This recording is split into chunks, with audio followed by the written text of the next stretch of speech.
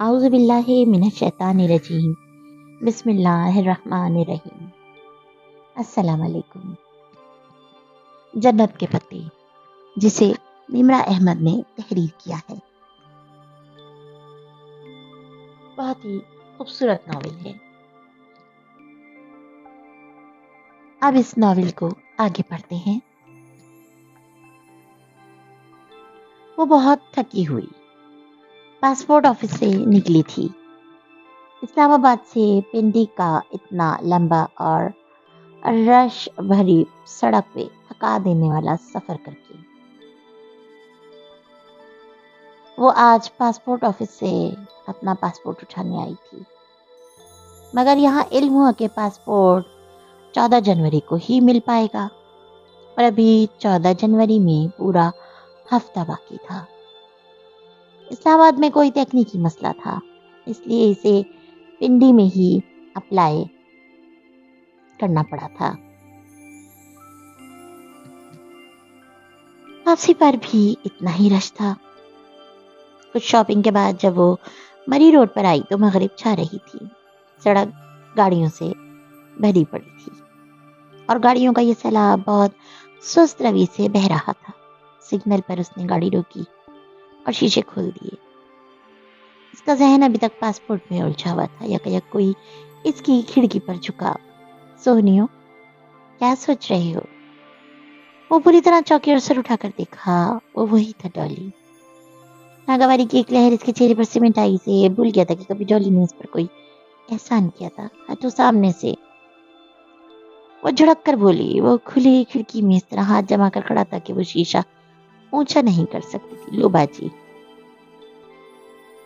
میں تو سلام کرنے آئی تھی اور آپ غصہ کر رہی ہو۔ اس روز والے سخت تاثرات ڈالی کے چہرے پر نہیں تھے، اس کے چہرے پر کراہیت، بڑی معصومیت تھی۔ ہٹو سامنے سے، ورنہ میں پولیس کو بلا لوں گی۔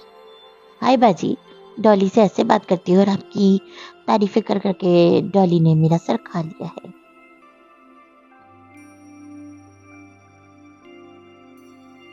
اس نے آواز پر سر گھما کر دیکھا تو فرنٹ سیٹ کی کھلی کھڑکی پر ایک اور خواجہ سر کھڑا تھا۔ ڈالی کی سیاہ رنگت کی نسبت اس کا رنگ ذرا صاف تھا۔ وہ دونوں ہاتھ اٹھا کر کھڑکی کی چوکھٹ میں لیے کھڑا تھا۔ یہ کون ہو تم؟ ہٹو میری گاڑی سے۔ اسے ٹھنڈے پسینے آنے لگے تھے۔ یہ جی میری بہن ہے پنکی۔ بڑا شوق تھا جی اسے آپ سے ملنے کا، ایک بڑی ضروری بات کرنی تھی جی ہمیں آپ سے۔ Get last. اس نے ہاتھ بڑھا کر شیشہ اونچا کرنا چاہا، مگر پنکی نے ہاتھ اندر کر دیا۔ ایک دم سے اس کی کلائی سامنے آئی تھی۔ اس کی کلائی پر ایک گلابی سرخ سا کانٹا بنا تھا، جیسے جلا ہو یا شاید برت mark. ہٹو، I say get lost۔ وہ عالم تیش میں شیشہ اوپر کرنے لگی، مگر پنکی نے اس پر اپنا ہاتھ رکھ دیا۔ شیشہ اوپر نہیں ہو پا رہا تھا۔ باجی ایسے نہ کرو پنکی نال، اس کا ہاتھ زخمی ہو جائے گا جی۔ ڈالی نے پیچھے سے کہتے ہوئے ہاتھ بڑھا کر اس کے کندھے پہ ہاتھ رکھا تو وہ تیورا کر گھومی۔ اس نے ڈالی کو دھکا دیا اور وہ لڑکھڑا کر چند قدم پیچھے ہٹا تو اس نے جلدی سے شیشہ اوپر چڑھا دیا۔ اب تم بھی ہٹو ادھر سے، ورنہ میں لوگوں کو اکٹھا کر لوں گی۔ وہ ہاتھ بڑھا کر پنکی کی طرف والا شیشہ بند کرنے لگی، لیکن وہ اڑ ہی گیا تھا۔ باجی جی، میں تو تہانوں ڈالی کے دل کی بات بتانے آئی تھی، اور وہ تساں اس طرح کر رہے ہو۔ یہ جو ڈالی ہے نا، یہ بڑا پسند کرتی ہے آپ کو، مگر اقرار نہیں کرتی ہے۔ پنکی مصنوعی انداز میں بن بن کے بل رہا تھا۔ پیچھے ڈالی شیشہ بجانے لگا تھا۔ وہ پوری کوشش شیشہ پر چڑھانے لگی۔ پنکی نے لمحے بھر کو گردن موڑ کر ڈالی کو دیکھا تو اس کی گرفت ذرا ڈھیلی ہوئی۔ حیا نے فوراً شیشہ پر چڑھا دیا۔ پنکی نے چونک کر دیکھا، پھر انگلیاں کھینچنی چاہیے، مگر وہ مسلسل شیشہ اوپر کری تھی۔ پنکی کی انگلیاں پھنس کر رہ گئیں۔ او چھڈو باجی جی۔ دفعتاً پنکی کے بائیں ہاتھ کی انگلی سے خون کی بوند ٹپک کر شیشے پہ گری تو اسے ہوش آیا اور ایک جھٹکے سے اس نے لیور نیچے کیا۔ شیشہ 1 انچ نیچے گرا۔ پنکی نے غصے سے گھرتے ہوئے باہر کھینچا۔ گاڑی آگے بھگانے سے قبل اس نے بہت غور سے پنکی کے ہاتھ کو دیکھا، دائیں ہاتھ جس کی کلائی پر کانٹے کا جلا ہوا نشان تھا۔ اس کی شہادت کی انگلی سے خون نکل رہا تھا اور باقی دونوں ہاتھوں کی انگلیوں کے اوپر پوروں کی قدرتی لکیر پر موٹی سی بری لکیر بن گئی تھی۔ یقیناً اس کے ہاتھ زخمی ہوئے تھے، مگر اسے پرواہ نہیں تھی۔ ادھن سے گاڑی آگے لے گئی۔ پھر اس نے بیک ویئر میں دیکھا وہ دونوں خواجہ سرا بار بار مڑ مڑ کر اسے غصے سے دیکھتے ہوئے سڑک پار کر رہے تھے. ڈالی نے پنکی کا زخمی ہاتھ پکڑ رکھا تھا اور غصے سے پلٹ کر حیا کی جاتی گاڑی کو دیکھتے ہوئے کچھ کہہ رہا تھا. اس نے سر جھٹک کر ایکسیلیٹر پر زور بڑھا دیا. کم از کم اتنی امید اسے تھی کہ وہ اب ڈالی اس کا پیچھا کرنے کی ہمت نہیں کرے گا. بہت جلد وہ غلط ثابت ہونے والی تھی. حیا جیسے ہی وہ گھر میں داخل ہوئی، لان میں بیٹھے سلیمان صاحب تیزی سے اس کی طرف آئے. ان کے چہرے پر غضب و غضب چھایا تھا. وہ ڈر کر پیچھے ہٹی. تبھی فون کی گھنٹی بجی. یہ ویڈیو تمہاری ہے؟ تم مجھے کرتی ہو؟ روہیل جو صوفے پر بیٹھا تھا ایک دم اٹھا اور بہت سی سیڑھیز کی طرف چلی. وہاں سب موجود تھے. فرقان، داور بھائی اور روہیل، اور ایک طرف ارم زمین پر بیٹھی ٹوٹتی. دور کہیں فون کی گھنٹی بج رہی تھی. نہیں، وہ ان کو کہنا چاہتی تھی. اس کا منہ تو ہلتا تھا پر آواز نہیں نکل رہی تھی. وہ سب اس کا خون لینے پر تلے تھے. سلیمان صاحب آگے بڑھے اور اس کے منہ پر تھپڑ دے مارا. بے حیا اسے تھپڑوں سے مارتے ہوئے سلیمان صاحب کہہ رہے تھے کہ ان کے لب ہل رہے تھے مگر ان کی آواز سے ڈالی کی آواز نکل رہی تھی. وہ سلیمان صاحب نہیں، ڈالی بول رہی تھی. السلام علیکم. اگر آپ میں لکھنے کی صلاحیت ہے.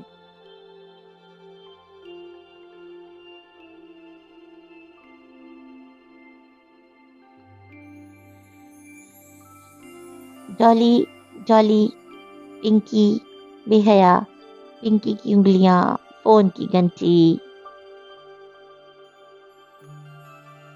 جھٹکے سے اٹھ بیٹھی.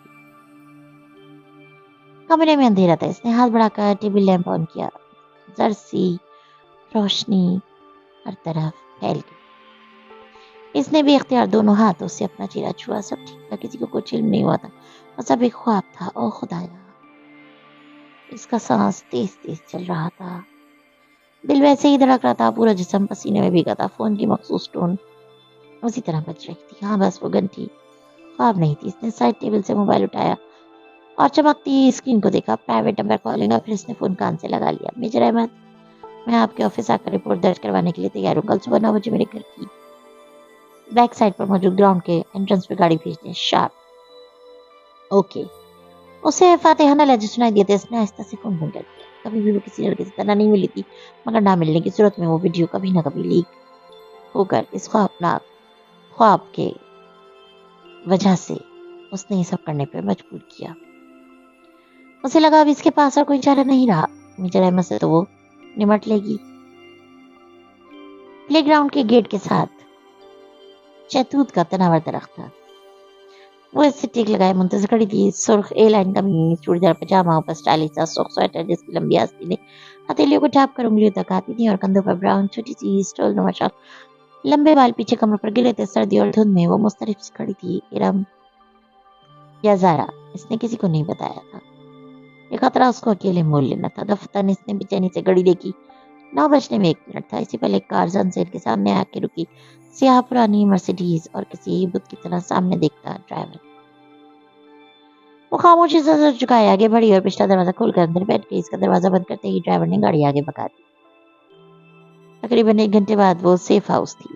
سفید دیواروں والا خالی کمرہ، درمیان میں لکڑی کی کرسی اور میز جس پر اسے بٹھایا گیا تھا. میز پر صرف ٹیلی فون رکھا تھا. باقی پورا کمرہ خالی تھا. وہ مختلف سی گردن گھما کر ادھر ادھر دیکھنے لگی. 3 طرف سفید دیواریں. 3 میں سے ایک دیوار میں وہ دروازہ تھا جہاں سے وہ آئی تھی. البتہ چوتھی سنتس کے مقابل دیوار شیشے کی بنی تھی. دراصل وہ شیشے کی اسکرین تھی جو زمین سے لے کر چھت تک تھی. اس نے غور سے اسکرین کو دیکھا. اس کا شیشہ دھندلا کر دیا گیا تھا جیسے مشین پھیر کر فراسٹڈ کیا جاتا ہے. ہر شے اتنی مبہم اور دھندلی تھی کہ وہ مشکل ایک خاکہ بنا پا رہی تھی. یقیناً وہ شیشہ ایک کمرہ کو 2 حصے میں تقسیم کرنے کے لیے درمیان میں لگایا گیا تھا اور اس کے پار کمرے کا باقی حصہ تھا. شیشے کے اس پار کوئی بڑا پرتعش آفس تھا اور آفس ٹیبل کے پیچھے ریوالونگ چیئر پر کوئی بیٹھا تھا. اس کا رخ حیا کی جانب بھی تھا. اس کا چہرہ واضح نہ تھا. خاکی یونیفارم، سر پر کیپ، ٹیک لگا کر کرسی پہ بیٹھا. میز پہ رکھی کوئی چیز انگلیوں پہ گھماتا. شاید اسے دیکھ بھی رہا تھا مگر اس کی آنکھیں واضح نہ تھی. واضح تھی تو بس ایک چیز. اس آفیسر کے گندمی چہرے کے دائیں طرف والے آدھے پہ بدنما سی کالک جیسے آدھا چہرہ جھلس گیا ہو. دفتر میں شخص آگے کچھ اور میز سے کچھ اٹھا کر کان سے لگایا. غالباً فون کا ریسیور. ٹرین ایک دم حیا کے سامنے میز پہ رکھا فون بجنے لگا. وہ چوکی فون مسلسل بج رہا تھا. کیا وہ شخص اسے کال کر رہا تھا؟ اس نے دھڑکتے دل سے ریسیور اٹھایا اور کان سے لگایا. ہیلو، السلام علیکم، میں سایہ سلیمان. دس از میجر احمد. وہی بھاری نرم گرم سا خوبصورت لہجہ. वालेकुम अस्सलाम। वो फोन हाथ में पकड़ कर कान पे रखे एक टिक सामने स्क्रीन को देख रही थी, जिसके ऊपर आधे झुल से चेहरे वाला ऑफिसर फोन था में बैठा था। क्या वही मेजर अहमद था? मैं उम्मीद करता हूँ कि हमने आपको ज्यादा तकलीफ नहीं दी। जी। उसको घुटन महसूस होने लगी थी। मेरे सामने लैपटॉप पर सिस्टम खुला हुआ है, मुझे एक क्लिक करना है और आपकी वीडियो सफाई हस्ती से ऐसे मिट जाएगी जैसे कभी बनाई ही नहीं गई थी। दीवार के इस पार धुंधले मंजर में बैठे ऑफिसर के सामने भी लैपटॉप खुला पड़ा था, तो वो मेजर अहमद था। वो सामने क्यों नहीं आता था? और शहर के एक एक बंदे से मैं ये वीडियो निकलवा चुका हूँ। बोले हया, मैं क्लिक कर दूं और वो रिपोर्ट समझे वो दर्ज हो गई। उसे लगा वो मुस्कुराया था, मगर आपने कहा था कि मुझे रिपोर्ट के लिए गलत कहा था, एक्सक्यूज बनाना था। बाज़ औक़ात बहाने बनाने पड़ते हैं तब जब मजीद सब्र नहीं होता, समझे? फोन को जकड़ा, इसका हाथ पसीने में भीग चुका था। ये शख्स इतनी अजीब बातें क्यों कर रहा था? आप क्लिक कर दे। बमुश्किल वो कह पाई। वो शख्स झुका, शायद बटन दबाने, और फिर वापस पीछे होकर बैठ गया। कर दिया। ओ थैंक यू मेजर अहमद। इसका गला रंधने लगा था। एक बात पूछूं जी, क्या ये वीडियो जाली थी? नहीं थी। थी तो असली। तो आप इतनी डर क्यों रही थी? जाहिर है कि हमारी फैमिली वीडियो थी और शादियों पर डांस की वीडियो हम नहीं बनवाते। क्यों? वो पैदर पे सवाल कर रहा था। क्यों? क्या मतलब क्यों? शादी की वीडियोस सर्कुलेट होती हैं हर जगह। क्या अच्छा लगता है भाई डांस की वीडियो पराए लोग देखें? मगर पराए लोग लाइव तो देख सकते हैं। गालिबन इस वीडियो में मुझे वेटर्स, मूवी मेकर और डीजे नजर आ रहे थे। वो भी तो पराए मर्द है ना। मैं समझ नहीं पाया कि अगर आप इस तरह रक्स करने को सही समझती हैं तो वीडियो के बाहर निकलने पर परेशान क्यों थी? मैं आपके सामने जवाब दे रही हूँ। वो दृष्टि से बोली। ठीक कहा आपने। खैर, एक और बात पूछूं? पूछिए। आपकी इस आवाज में अजनबियत नजर आई। कभी कोई आपके लिए जन्नत के पत्ते तोड़कर लाया है? हम दुनिया वालों ने जन्नतें कहाँ देखी है मेजर अहमद? इसके चेहरे पर तलखी रकम थी। तभी तो हम दुनिया वाले जानते ही नहीं कि जन्नत के पत्ते कैसे दिखते हैं। कभी कोई आपको ला दे तो इन्हें थाम लीजिएगा, वो आपको रुस्वा नहीं होने देंगे। इसके चेहरे की तलखी सुकूत में ढलती गई। कौन था उस पर? आप सुन रही हैं? जी जी। वो चौककर संभली। में चलती हूँ। रिसीवर कान से हटाने लगी थी कि वो कह उठा। एक मिनट, एक आखिरी सवाल करना है मुझे। उठते उठते वापस बैठ गई। जी पूछिए। आप मुझसे शादी करेंगी? इस जोर का धचका लगा। वो गंग सी फटी फटी निगाहों से धुंधली दीवार को देखी गई। बताइए मिस अया। इसके लब बिछ गए। हैरत और शौक पे गुस्सा गालिब था। मिस अया नहीं, मिसेस अया। एक एक लफ्ज चबा चबा कर बोलती वो पर्स थाम कर उठी। फोन का रिसीवर अभी तक पकड़ रखा था। क्या मतलब? वो वहां से चौंका था। अफसोस के मेरे बारे में इतनी मालूमात रखने के बावजूद आप मेरे बचपन में होने वाले निकाह से बेखबर हैं। वो निकाह जो मेरे कजन जहान सिकंदर से मेरे बचपन में ही पढ़ा दिया गया था। मैं शादीशुदा हूँ और मेरा शौहर तुर्की में रहता है। ओह, आपकी वो रिश्तेदार फैमिली जो कभी पाकिस्तान आई ही नहीं। जानता हूँ आपकी फूफू का खानदान जो जिल्लत और शर्मिंदगी के बारे अब शायद कभी उधर का रुख नहीं करेगा। आखिर कारनामा भी तो बहुत शर्मनाक अंजाम दिया था ना। इनका इंतजार कर रही हैं आप? अरे बचपन का निकाह तो कोर्ट की एक ही पेशी में खत्म हो जाता है। Shut up, just shut up major Ahmed. वो चिल्लाई। आपकी हिम्मत भी कैसी हुई ये बात करने की? अरे बाहर में जाए आप और आपकी वो वीडियो। आप भले से टीवी पर चलवा दें, मुझे परवाह नहीं। मेरा एक काम करने की इतनी बड़ी कीमत वसूलना चाहते हैं आप? रहा जहां सिकंदर, तो वो मेरा शौहर है। मुझे बहुत मोहब्बत है उससे। उसके अलावा मेरी जिंदगी में कोई नहीं आ सकता, समझे आप? रिसीवर ऑफिस पर टकने से कबल इसने सोगवारियत भरा कहका सुना था। पैर पर टक्का वो दरवाजे की जानिब बढ़ी। इसी लम्हे दरवाजा खुलकर एक सिपाही अंदर आया जो उसे अंदर बिठा कर कहते से फौरन इशारा कर दिया गया था। मुलाकात खत्म हो चुकी थी और हया के लिए वो बेहद तक तल्ख साबित हुई थी। गाड़ी आपका इंतजार करिए मैम, आइए। वो रास्ता छोड़कर एक तरफ हो गया। हया ने गर्दन मोड़कर देखा। धुंध के उस पार वो शख्स मेज पर झुका कुछ लिख रहा था। उसे लगा उसने इसके मेज पर किसी सुर्ख शय की झलक देखी थी। शायद सुर्ख गुलाबों के गुलदस्ते की, या शायद ये उसका वहम था। जिस लम्हे वो इस पुरानी कार की पिछली सीट पर बैठी थी तो खुले दरवाजे से सिपाही ने एक सुर्ख गुलाबों का बुके थमाया। गो के इसके साथ कोई खत ना था। वो फूल भी उन सफेद फूलों से कतन मुख्तलिफ थे। फिर भी इसे यकीन हो गया था कि वो गुमनाम खतूत भेजने वाला भी मेजर अहमद ही था और वो इसे बहुत पहले से जानता था। ये जाकर अपने मेजर अहमद के मुंह पर दे मारो। इसने बुके सिपाही के बाजू में फेंका और दरवाजा कटाक से बंद किया। गाड़ी जन से आगे बढ़ गई। हया हया शाम में रम भागती हुई खुशी इसके अंग से पूछ रही थी। वो वीडियो इस वेबसाइट से रिमूव हो गई। इसने फरते जज्बात से तकरीबन बैकग्राउंड स्टिक लगाकर बैठी हया को झंझोड़ी दिया। मगर कैसे हुआ ये सब? इस वेबसाइट वाले को खौफे खुदा आ गया होगा, मुझे क्या पता। वो लापरवाही से अनजान बन गई शायद, मगर अच्छा ही हुआ। और हाँ, तुम्हारी तुर्की की फ्लाइट कब है? पता नहीं। पहले पासपोर्ट तो मिले, फिर ही वीजा मिलेगा। इसको इरम की मौजूदगी से कोफ्त होने लगी थी। कुछ इसके तासुरात से वाजे हो रहा था, इसलिए इरम जल्दी उठकर चली गई और फिर से सोचों में गुम हो गई बेचैन। इसका आधा झुलसा छिरा सामने ना आना, पर्दे के पीछे से बात करना, और उसकी वो अजीब फलसफियाना बातें, जन्नत का तस्करा, नासपुस करना, और फिर मुझसे शादी का सवाल। ओह मेरे खुदाया, कैसा अजीब आदमी था वो। और उसकी एक बात जिसके बारे में वो इस वक्त शदीद तैश भी होने के बायस सवाल नहीं कर सकती थी। आपके पप्पू का खानदान जो जिल्लत और शर्मिंदगी के मारे अब शायद इधर का रुख कभी नहीं करेगा। आखिरकार कारनामा भी तो बहुत शर्मनाक अंजाम दिया है। क्यों कही थी इसने ये बात? कैसी जिल्लत व शर्मिंदगी, कैसा शर्मनाक कारनामा? पप्पू का खानदान वाकईतन पलट कर नहीं आता तो क्या इसकी वजह इनके अपने मुल्क और खानदान से बेजारी नहीं थी, जैसा कि वो कयास करती थी, बल्कि कोई और थी। कोई जिल्लत आमेज काम जो उन्होंने सरंजाम दिया था। और उन्होंने, किसने? पप्पू ने, उनके शौहर ने, या जहान सिकंदर ने? क्या गुत्थी थी भला? मगर मेजर अहमद से वो इस्तफसार नहीं कर सकती थी, ना ही इसका दोबारा कोई फोन आया था। फिर और वो खतूत, वो गुलदस्ते, वो भी उसी ने भेजे थे।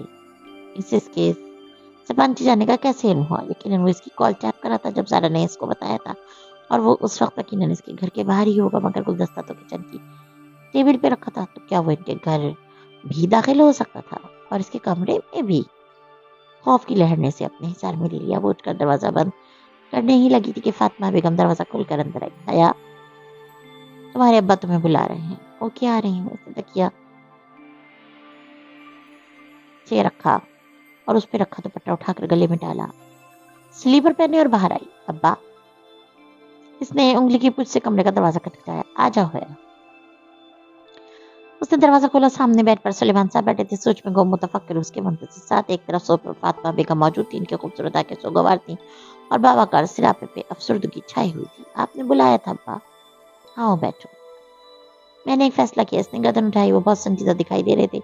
अब तुम्हें कोर्ट के जरिए सबीन के बेटे से खुला ले लेनी चाहिए। कोई इसके मुंह पर चाबुक दे मारता तो शायद तब भी इसे इतना दुख ना होता जितना अब हुआ था। मैंने वकील से बात कर लिया। अदालत की एक पेशी में अलहदगी हो जाएगी, और जितने बेजार वो लोग हमसे हैं कि उन्होंने इस बात से बहुत खुशी होगी। इसने शाकी नजरों से माँ को देखा तो उन्होंने बेबसी से शाने उचका दी। अब्बा, क्या ये वाहिद है? बहुत देर बाद वो बोली। इनके रवैये से साफ अंदाजा लगाया जा सकता था कि वो इस रिश्ते को रखना ही नहीं चाहते। क्या इसके अलावा भी कोई हल है? या दुनिया का कोई बाप अपनी बेटी का घर नहीं तोड़ना चाहता? और मैं कभी तुम्हें ये ना कहता, लेकिन किस कीमत पर? किस कीमत पर हम ये रिश्ता निभाने की कोशिश करें जब वो कोई उम्मीद ही नहीं दिलाते? अगर आपको वाकई लगता है कि आप मेरा घर बसा हुआ देखना चाहते हैं तो मुझे तुर्की जाने दें। वहाँ मैं उसको जरूर ढूंढूंगी और पूछूंगी कि अगर वो घर बनाना चाहता है तो ठीक है, वरना मुझे तलाक दे दे। अगर नहीं देता तो वहीं कोर्ट चली जाऊंगी, मगर मुझे एक आखिरी कोशिश कर लेने दें प्लीज। वो खामोश हो गए, शायद कायल हो गए थे। अब आप मुझे 5 माह का वक्त दें। अगर इसके आखिर में भी आपको लगे कि मुझे खुला ले लेनी चाहिए तो मैं आपके फैसले में आपके साथ खड़ी होंगी। वो उठी और फिर बिना कुछ कहे कमरे से बाहर निकल गई। वो खपती लड़की उसे क्लास के बाहर ही मिल गई। वो फाइलें संभालती बाहर जा रही थी जब इसने हया को रोक लिया। सुन्नी मुसलमान, वो जैसे मजबूरन से मुखातिब कर रही थी। हया ने कोफ से पलट कर देखा। वहाँ खतीजा और राना खड़ी थी। डीजे, जिसे डीजे सिर्फ उसकी फ्रेंड्स कहा करते थे, वो इसकी फ्रेंड न थी और ना ही बनना चाहती थी। जी खतीजा, वादे लेना ख्वास था। उसने जरा मरम्मत से जवाब दिया। आपने वीजा के लिए अप्लाई कर दिया? दरअसल मैडम फरखंदा ने कहा है कि हम दोनों को जल्द से जल्द वीजा के लिए अप्लाई करना चाहिए, क्योंकि फरवरी का पहला हफ्ता हमने सबंजी को ज्वाइन करना है और आज 13 तारीख है। हमारे पास बस 15 दिन है और तुर्की का वीजा 15 दिन में कभी नहीं लगा करता। वो तेज तेज बोली जा रही थी। इसकी बात कुछ ऐसी थी कि हया को संजीदा होना पड़ा, वरना अभी तक तो वो अब्बा की कई बातें सोच रही थी। ओह, तब हमें क्या करना चाहिए? कल तुर्किश एम्बेसी जाकर वीजे के लिए अप्लाई करना है। उनका अजीब सा रूल है कि हर रोज सबसे पहले आने वाले 15 उम्मीदवारों का ही इंटरव्यू होता है। एम्बेसी से सुबह 7 बजे ही खुल जाती है और लोगों की लाइन लगी होती है। अगर हम 1 मिनट भी लेट हो गए तो वो हमें अगले दिन पर डाल देंगे। सुन रही है ना आप? जी, उसने गायब दिमागी से सर हिलाया। पता नहीं वो क्या बोली चाह रही थी। आप मुझे अपना नंबर लिखवा दें ताकि हम कोऑर्डिनेट कर सकें। इसने बेदिली से अपना नंबर लिखवा दिया। खतीजा इसे अपने फ़ोन में नोट करती गई। ठीक है, कल सुबह 6:30 बजे तक आपको डिप्लोमेटिक एनक्लेव तक पहुंच जाना है। मैं वहीं हूँगी। इसने चकह कर जान छुड़ाने वाले अंदाज में सर हिलाया। और प्लीज़ देर मत कीजिएगा। ये ना हो कि आपकी वजह से मेरा वीज़ा भी रह जाए। मिस सुलेमान वो नाक चढ़ाकर ये जता गई कि आखिर वो भी खतीजा राना है। क्या कंपनी मिली है मुझे, उफ। वो पैर पटक के आगे बढ़ गई। अब्बा की बातों ने इसे इतना डिस्टर्ब किया था कि इस वक्त वीजा वो आखिरी चीज थी जिसके बारे में वो सोच सकती थी। रात की तारीकी को दुकानों की दीवारों से झलकती रोशनियां रोशन की हुई थी। जर्द रोशनियों का सामने लंबी सीधी सड़क पर भी बड़ा था, जिसके एक तरफ फाटके की गाड़ियों की लंबी कतार थी, दूसरी तरफ एक छोटा सा चबूतरा बना हुआ था। चबूतरे पर दिन के वक्त बुक फेयर के स्टॉल लगा करते थे। ये जिन्ना सफर था। सिया जैकेट की जेबों में हाथ डाले, शानों पर फिसलते से लंबे लंबे बाल लिए वो सर झुकाए खुद फरामोशी के आलम में चल रही थी।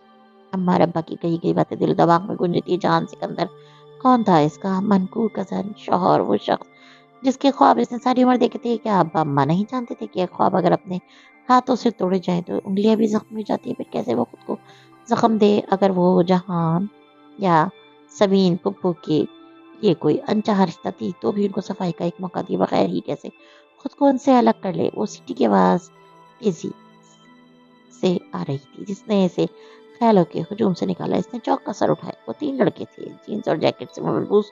वो मुख्तलिफ सिमतों से उसकी तरफ आ रहे थे, यूं कि हर तरफ वही थे, घेरा, नरगा, तंग दायरा। जगह कदरे सुनसान थी, खाली चबूतरा तारीकी में डूबा था। जगमगाती रोशनी से होती दुकानें जरा दूर थी। इसका दिल धक धक से रह गया।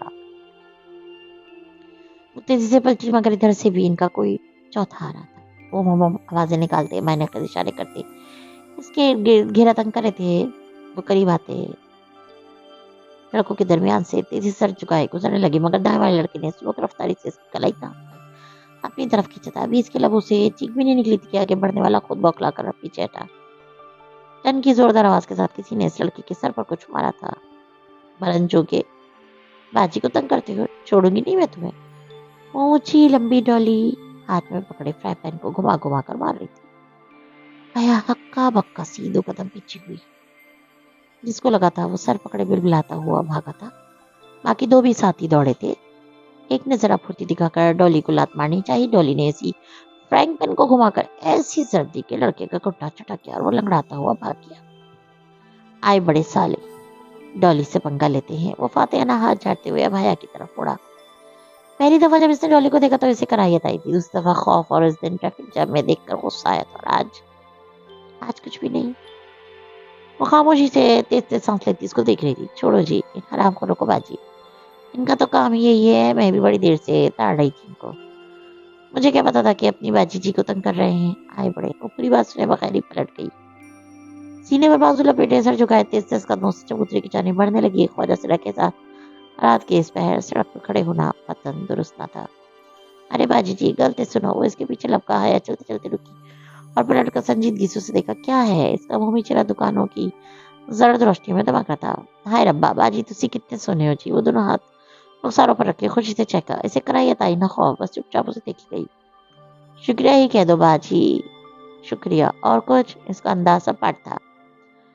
तुम इतने नाराज लगते हो जी। डॉली तुम क्यों हर जगह मेरे पीछे आते हो? हाँ तो टेंशन तो नहीं है दी तानू, हमेशा मदद ही की थी। तुम्हें किसने कहा है मेरी मदद को? किसने तुम्हें मेरे पीछे लगाया है? बोलो, जवाब दो। डॉली का मुंह आधा खुल गया। लेंस लगी आंखों में पहले हैरत तो फिर आंसू उतरने लगे। किसी ने नहीं जी। बड़ी देर बाद वो दुख से बोला, मुझे आप अच्छी लगती हो इसलिए आपका ख्याल रखती हूँ। आपको बुरा लगता है तो नहीं आऊंगी। इसी लम्हे हया का फोन में जैसे चौक कर हाथ में पकड़े मोबाइल को देखा। इसमें प्राइवेट नंबर कॉलिंग लिखा आ रहा था। वो पैर पटक कर चबूतरे की तरफ आई और पाँव लटका कर बैठ गई। फोन अभी तक बज रहा था। इसने फोन कान से लगाया और डॉली को देखा जो छोटे छोटे कदम उठाता सकता हुआ आ रहा था। हेलो हेलो मिस आया, कैसी हैं आप? वो मिचर अहमद था। इसकी आवाज के पीछे बहुत शोर था। डॉली हंसते हंसते जरा फासले पर चबूतरे पे बैठ गया। सर झुकाए हुए हथेली से आंसू पूछा था। खुदा के लिए मुझे आपसे बात करनी है, फोन बंद मत कीजिएगा। और ये जो बंदे आपने मेरे पीछे लगाए हैं ना, इनमें से एक एक का खून कर दूंगी मैं, और उसके जिम्मेदार आप होंगे। मैं शादीशुदा हूँ और जल्दी अपने शौहर के पास चली जाऊंगी। मेरा पीछा छोड़ दिए, समझे आप?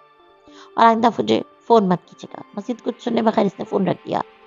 तुसी घर बनवा ली हो जी? डॉली ने चेहरा उसकी तरफ उठाया। हाँ, तुम्हारे इस मेजर ने बताया नहीं तुम्हें?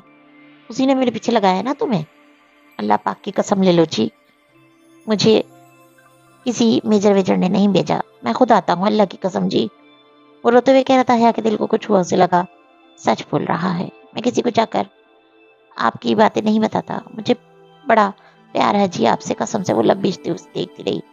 कुछ था इसमें पुरस्कार खौफजदा करता, मगर तरहम बदतरहम आमीज।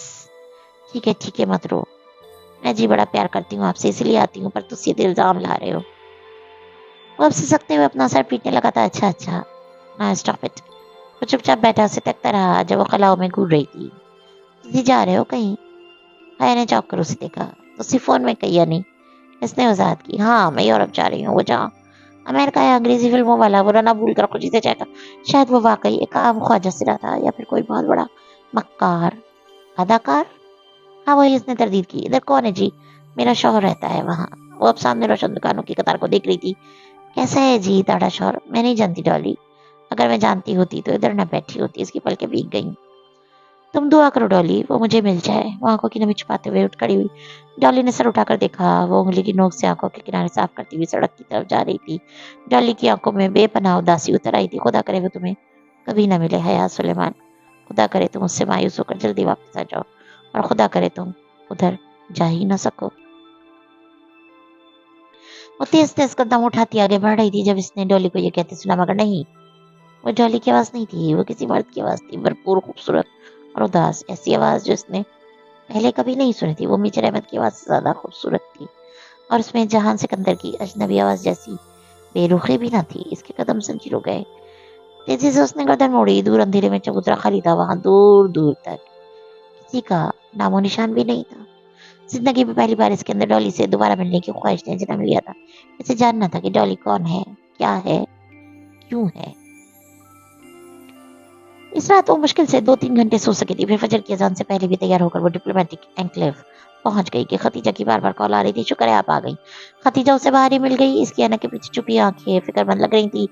हया सादा शलवार और स्याह जैकेट में मलबूस थी। लंबे खुले बाल कानों के पीछे उड़सते वो खतीजा तक आई। अब किधर जाना है? अंदर। ये शटर ले लेते हैं, ये टर्कश एम्बेसी तक पहुंचा देगी। तभी एक उम्र रसीदा साहब और खातून तेजी से शटर की तरफ बढ़ते दिखाई दिए। मेरी छठी इस कह रही कि ये अंकल आंटी भी टर्किश एम्बेसी जा रहे हैं। हया जल्दी करें, हमें पहले 15 में से होना है। वो हया का हाथ पकड़कर जल्दी से आगे बढ़ी। फिर ख्याल आने पर पूछ लिया, अंदर आईडी कार्ड से एंट्री होगी? आप आईडी कार्ड और पासपोर्ट लाइए ना। और हया का दिमाग वक्त से उड़ गया। वो रात इतनी डिस्टर्ब थी कि भूल ही गया कि पासपोर्ट पासपोर्ट तो मुझे आज मिलना था, वो तो अभी बना ही नहीं। हया खतीजा मुंह खोले हक्का बक्का उसे देख रही थी। नहीं, आई एम सॉरी, मैं और Khadija, I am sorry, I am really sorry. मेरे पास पासपोर्ट नहीं है। उसका सर घूमने लगा था। वो इतनी बड़ी गलती कैसे कर सकती थी? आपके पास पासपोर्ट नहीं है तो आप खुद क्यों आई हैं? हाँ, आपकी वजह से मेरा स्कॉलरशिप भी रह जाएगा, इतना एहसास है आपको? वो बहुत पढ़ी थी, और हया जो इतनी मगरूर और खुद पसंद लड़की थी, जिसकी शख्सियत से लिबास नकश परफेक्ट होती थी, और जिसकी मिसाल इसकी क्लास फेलो दिया करती थी, वो एकदम रो पड़ी। आई एम सॉरी खदीजा, मेरी कुछ प्रॉब्लम थी। मेरी लाइफ बहुत डिस्टर्ब हो गई है। मैं वो जल्दी से बेख्तियार उमड़ आने वाले आंसू साफ करने लगी। It's okay Khadija, I am sorry, मगर आप जाएं, मैं कल ट्राई कर लूंगी। खदीजा कुछ लम्हे खामोश खड़ी, फिर आहिस्ता से बोली, लाएं अपना आईडी कार्ड मुझे दें। जी, अपना आईडी कार्ड मुझे दें और वापस जाकर पासपोर्ट ऑफिस से पासपोर्ट उठा लाएं। उम्मीद है आईडी कार्ड से एंट्री हो जाएगी और हमारी बारी ने तक आप वापस आ जाएंगी। मगर पासपोर्ट ऑफिस तो पिंडी में, और मुझे तो जाते हुए भी 1 घंटा लग जाएगा, और पासपोर्ट ऑफिस तो खुलता भी 9 बजे, जबकि एम्बेसी 7 बजे खुल जाएगी। इसने फिक्रमंदी से कलाई पर बंधी हुई घड़ी को देखा। ये नामुमकिन है, मैं कभी भी इतनी जल्दी वापस नहीं पहुंच पाऊंगी कि पहले 15 में से हो सकूं। हया, मैंने जिंदगी में एक बात सीखी कि इंसान को कोई चीज नहीं हरा सकती जब तक वो खुद हार ना मान ले। अब अभी से हार मान लेना चाहती हैं? लाएं आईडी कार्ड मुझे दे, मुझे आंटी एंगल से पहले पहुंचना है। वो इसके हाथ से कार्ड झपट कर शटर की तरफ दौड़ती चली गई। اس نے آنکھوں کے کنارے صاف کرتے ہوئے گھڑی دیکھی. کیا اس کا ویزا لگ جائے گا یا ڈالی کی دعا پوری ہو جائے گی اور وہ کبھی ترکی نہیں جا سکے گی، اسے کبھی جہان سکندر نہیں مل سکے گا؟ مگر خدیجہ نے کہا تھا انسان کو کوئی چیز نہیں ہرا سکتی جب تک کہ خود ہار مان نہ جائے. اور اس نے سوچا اور وہ اتنی آسانی سے ہار نہیں مانے گی. بے دردی سے آنکھیں رگڑ کر وہ گاڑی کی طرف لپکی تھی. بہت ریش ڈرائیو کر کے وہ پنڈی آئی. تقریباً 1 گھنٹہ اس کو بند پاسپورٹ آفس کے باہر بیٹھنا پڑا. خدا خدا کر کے 9 بجے آفس کھلا تو وہ اندر بھاگی. شاید اس کی ہمت دکھانے کا صلہ تھا. 10 منٹ بعد وہ اپنا پاسپورٹ لیا. آفس کی بیرونی سیڑھیاں اتر رہی تھی تبھی کسی غیر شناسا نمبر سے اسے کال آئی. اس نے کسی خیال کے تحت فون اٹھایا. ہیلو ہیلو حیا، میں خدیجہ بول رہی ہوں. میرا فون تو باہر ہی بھائی کے پاس ہے کیونکہ ایمبیسی کے اندر فون کی پرمیشن نہیں ہے. ایمبیسی کی گارڈ سے فون لے کر 100 منتیں کر کے کال کر رہی ہوں. وہ ایک ہی سانس میں تیز تیز بولی گئی. آپ کدھر ہیں؟ بس مجھے پاسپورٹ مل گیا ہے، میں آ رہی ہوں. میری انٹری ہوئی. اس نے گاڑی میں بیٹھ کر چابی اگنیشن میں گھمائی. شکر ہے میں نے تیز بھاگ کر انکل آنٹی کو کراس کر لیا. میں 14 نمبر پر تھی اور آپ کی بھی انٹری کرا دی ہے. آپ کا 15واں نمبر ہے. او شکر. لیکن انہوں نے انکل آنٹی کو روک رکھا ہے کہ اگر آپ نہ آئیں تو ان کا انٹرویو ہو جائے گا. وہ آنٹی مسلسل تصویر پڑھ رہی ہیں. حیا آپ جلدی آ جائیں. میں آ رہی ہوں. بس ابھی آفس ٹائم ہے نا تو ٹریفک بہت ہیوی ہے. بس جلدی سے آ جائیں. بار بار پوچھ رہے ہیں کہ میری دوسری ساتھی کدھر ہے. بس تھوڑی دیر اور. اس نے ایکسیلیٹر پر دباؤ بڑھا دیا. ٹریک حسب معمول پھنسا ہوا تھا. بے پناہ رش، ہارن کا شور، بند سگنل، پھنسی ہوئی گاڑیاں. وہ بار بار فرقہ بندی سے کلائی پر بندی گڑی دیکھتی اور پھر سست روی سے چلتے ٹریفک کو بامشکل مری روڈ سے نکل پائی تو سکون کا سانس لیا. معمول کی چیکنگ کے بعد وہ 11 بجے تک اس اوپن ایریا لاؤنج میں پہنچ پائی جہاں خدیجہ تھی. ترک ریگز، مخصوص ترک بلو آئی ایول بلو اور ترکی کے نقشوں سے لاؤنج سجا گیا تھا. خدیجہ ایک صفر منتظر پریشان سے بیٹھی تھی. دیکھتے ہی اٹھ کھڑی ہوئی. شکر ہے آپ آ گئی ہیں. انہوں نے سب کے انٹرویو روک رکھی ہیں. پہلے ہمارا ہوگا. اچھا مگر کیوں؟ لیکن کیوں کا جواب سننے کا وقت نہیں تھا اور پھر ان کو انٹرویو کے لیے کال کر لیا گیا. وہ خوش شکل سا تو ایک ڈپلومیٹ ان کے انتظار میں بیٹھا تھا. وہ خدیجہ کے آگے چلتی ہوئی سامنے آئی اور اپنی فائل شیشے کی کھڑکی کے سوراخ سے اندر کر دی. اس کا دل زور زور سے دھڑک رہا تھا. اگر اس کا ویزا مسترد ہو گیا تو اس آفیسر نے ان کی فائلیں اٹھائی، ان سے فارم نکالے اور فائلیں واپس بند کر کے رکھ دی. اگر اس نے ویزا دینا ہوتا تو ان سے انٹرویو کرتا، کچھ تو پڑھتا، کوئی تو سوال پوچھتا. مگر وہ بس سرسری سا فارم دیکھ رہا تھا. تو کیا وہ واقعی اس کا ویزا مسترد کرنے لگا تھا؟ فارم پہ ایک نگاہ دوڑا کر اس نے سر اٹھایا اور سنجیدگی سے ان دونوں کو دیکھا جو بنا پلک جھپکے سانس روکے اس کو دیکھ رہی تھی. آپ کدھر تھی؟ میں اتنے دنوں سے آپ کا ویٹ کر رہا تھا. اس نے ساتھ ہی میز پہ رکھا ایک کاغذ اٹھایا. مجھے سبانجی یونیورسٹی سے یہ لسٹ بھجوائی گئی تھی. اس میں آپ کے نام ہے تاکہ میں آپ کا ویزا لگا دوں. خیر ویزا کل تک اس ٹائم ہو جائے گا. آپ میں سے کوئی ایک کل آ کر دونوں پاسپورٹ پک کر لے شام 4 بجے تک. Right right. پڑھتے جذبات سے ان کی آواز نہیں نکل رہی تھی. دل یوں دھڑک رہا تھا جیسے ابھی سیاں توڑ کر باہر نکل آئے گا. وہ جیسے اس کے آفس سے نکلی ایک ساتھ ہی رک گئی اور ایک دوسرے کو دیکھا. آئی ایم سوری حیا، I am sorry Khadija. Back وقت دونوں کے لبوں سے نکلا تھا اور پھر دونوں ہنستے ہوئے ایک دوسرے کے ساتھ گلے لگ گئی. بالآخر سے یقین آ گیا تھا کہ ہاں وہ واقعی ترکی جا رہی ہے. وہ بھی پورے 5 ماہ کے لیے. وہ ترکی جہاں وہ رہتا ہے، وہ جو ہمیشہ سے اس کے دل کے ساتھ رہا تھا. ویلکم می او سبانچی، ویلکم می او سبانچی. مجھے خوش آمدید کہو اے سبانچی. بھائی تو چلے گئے تھے مجھے ڈراپ کر کے. میں آپ کے سیل سے ان کو کال کر لوں کہ وہ مجھے پک کر لیں. ڈپو میٹل انکلیو سے نکلتے ہوئے خدیجہ نے پریشانی ظاہر کی تھی. اس نے مسکراتے ہوئے سر جھٹکا. نو پرابلم، میں آپ کو ڈراپ کر دوں گی خدیجہ. آپ مجھے دیجیے اور تم کہہ سکتی ہیں. شور. اس نے پارکنگ میں کھڑی گاڑی لاک کر کے جو گئی تھی اس کا لاک کھولا. مجھے جنا سفر تک جانا تھا. یوں نہ کرے کہ کچھ شاپنگ کر لیں. آپ نے کچھ تو لینا ہوگا. خدیجہ اس کی تاکید کے باوجود بھی وہ تکلف ختم نہ کر سکی. سویٹرز لینے ہیں، وہاں بہت سردی ہوگی. پھر وہیں چلتے ہیں. سائن شور کے بالمقابل جب اترا خالی تھا مگر دن کے وقت وہ اتنا ویران نہیں لگ رہا تھا جتنا پچھلی رات لگا تھا. اور وہ آواز، وہ سر جھٹک کر آگے بڑھ گئی. اوہ میرل ایمبریشنز پہ سیل لگی ہے، آئے کچھ دیکھ لیتے. وہ کافی دونوں سے سوچ رہی تھی کہ یہاں سے کوئی اچھا شرٹ پیس لے اور آج تو سیل بھی لگی ہے. کافی دنوں سے سوچ رہی تھی وہ اور خدیجہ کے پیچھے شیشے کا دروازہ کھول کر اندر داخل ہوئی تھی. شاپ کے اندر وہی مخصوص ماحول تھا. ہیٹر کی گرمی اور باہر کی خنکی کا ملا جلا تاثر जर्द स्पॉटलाइट से चमकती छत और हर तरफ शोकेस पर पहले कढ़ाई वाले कपड़े। वो महफ सी स्टैंड पे लगे नमूने देखती आहिस्ता आहिस्ता आगे बढ़ी थी। सामने वह टेबल थी जिसके पीछे खड़ा मुस्तैद सेल्समैन उसे देखकर फौरन मुतवज्जा हुआ था। जी मैम, ये पिंक वाला दिखा है जिस पर व्हाइट एम्ब्रॉयडरी है। इसने उंगली से पीछे रोल किए हुए थान की तरफ इशारा किया। सेल्समैन ने गर्दन फिर कर देखा। मैम, ये मैंने सामने रखा है, ये सामने ही पड़ा है। वो इससे चंद फीट बाएं जाने इशारा करता जहाँ एक फैमिली खड़ी इसी कपड़े का मुआयना करी थी। ओ थैंक्स। वो चंद कदम चलकर बाएं जाने भाई जहाँ मेज पर वो खूबसूरत कढ़ाई वाला शर्ट का फ्रंट पीस फैला हुआ था। हया के बिल्कुल बाएं जाने एक नौजवान सर झुकाए कपड़े को हाथ से मसल कर चेक कर रहा था। इसके हाथ एक नफीस मोहम्मद सी खातून और एक कम उम्र ऊंची पोनीटेल वाली लड़की भी खड़ी थी। मम्मी ये पिंक वाला लेते हैं, सानिया भाभी का कॉम्प्लेक्शन फेयर है, इन पर सूट करेगा। क्यों भाई? वो अब नौजवान की राय मांग रही थी। हया ना चाहते हुए बिन की तरफ मुतवज्जो हुई। उसे बस यही जल्दी थी कि कब वो नौजवान इस कपड़े को छोड़े और वो इसे देख पाए। इस वक्त भी गुलाबी शर्ट का कपड़ा इस शख्स के हाथ में था। इसने अपने इसे यूं पकड़ा था, हाथ में केस की हथेली वाली तरफ ऊपर थी। हया इसके हाथ में पकड़े कपड़े को देख इसकी निगाहें कपड़े से उस शख्स की कलाई पर फिसलती गई। वो बुरी तरह चौंकी। इसकी कलाई पर कांटे का सुर्ख गुलाबी निशान था, जैसे जला हो या कोई बर्थ मार्क। वो इसके साथ ही खड़ा था, गुलाबी कपड़े को हाथ में मसल कर चेक करता हुआ।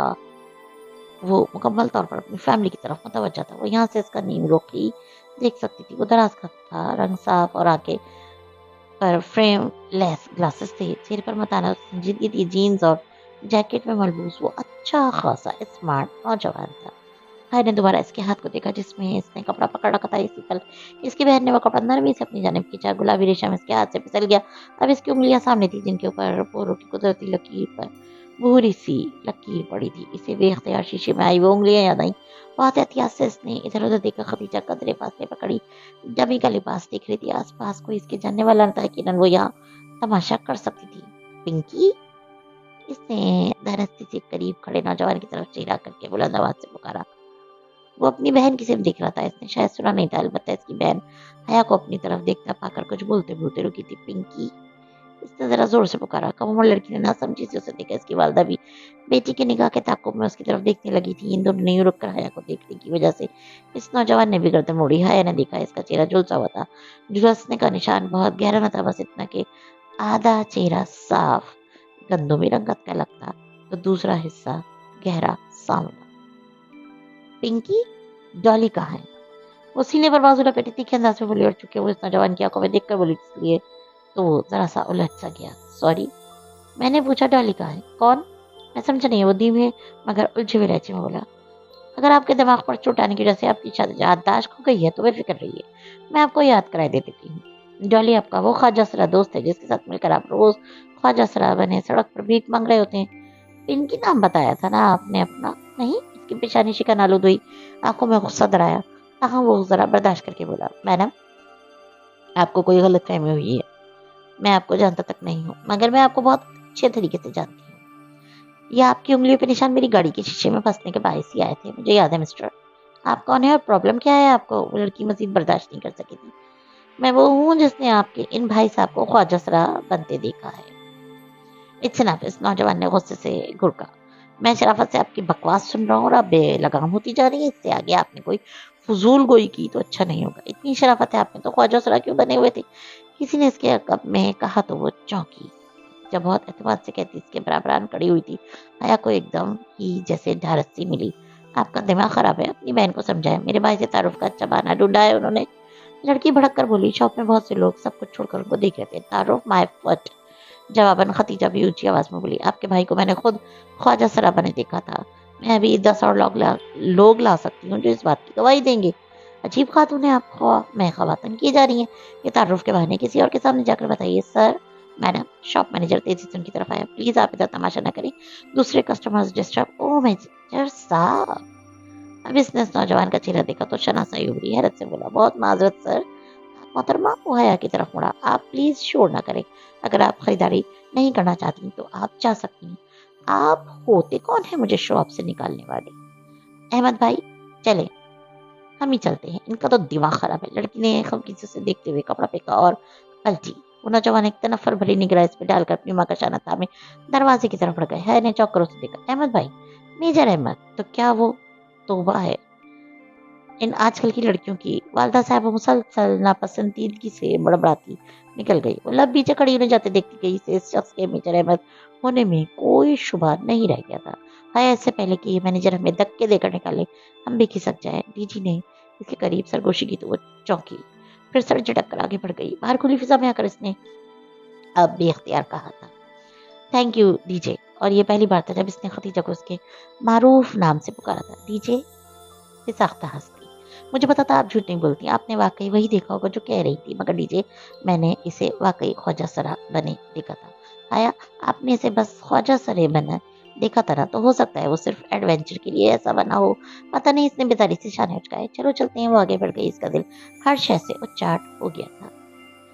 28 جنوری کو اسے اتحاد ایئر لائنز کا ٹکٹ ای میل کر دیا گیا, جس کا اس کو پرنٹ آؤٹ نکلوانا تھا. پھر اسی ٹکٹ پر اسے 5 فروری کی صبح استنبول کے لیے روانہ ہونا تھا. شام میں وہ ارم سے اس کا ایوو مانگنے آیا فرقان کے گھر آئی. اس کا نیٹ کام نہیں کرا تھا اور ابا ابھی آفس سے نہیں آئے تھے, ورنہ ان کا استعمال کر لیتی. ختیجہ کا پیغام آیا تھا کہ سبانجی یونیورسٹی نے ہاسٹل کا الیکٹو فارم پر کرنے کے لیے بھیجا ہے, سو میل چیک کر لے. آیا فرقان لان میں بیٹھے اخبار پڑھ رہے تھے. اسے عادت دیکھ کر مسکرائے. آ گئی آیا کی یاد آئی تمہیں, انہوں نے سوا پلٹتے ہوئے نرمی سے پوچھا. جی. وہ بظاہر مسکراتے ہوئے ان کے پاس چلی آئی, ورنہ روز کی سائے متائی کی باتیں نشتر کی طرح چبھی تھی. فلائٹ کب ہے؟ وہ اخبار پر نگاہیں مرکوز کیے پوچھ رہے تھے. 5 فروری کو. اپنا خیال رکھنا, ویسے بیٹیوں کو اتنا دور بھیجنا نہیں چاہیے. سلیمان کا حوصلہ ہے بھائی. خیر تم ترکی میں اپنے لباس اور اقدار کا خیال رکھنا, سر سے دوپٹہ نہ اتارنا جیسے ارم نہیں اتارتی. آخری فکرہ کہتے ہوئے ان کے لہجے میں فخر در آیا تھا. حیا کے حلق تک میں کڑواہٹ گل گئی تھی.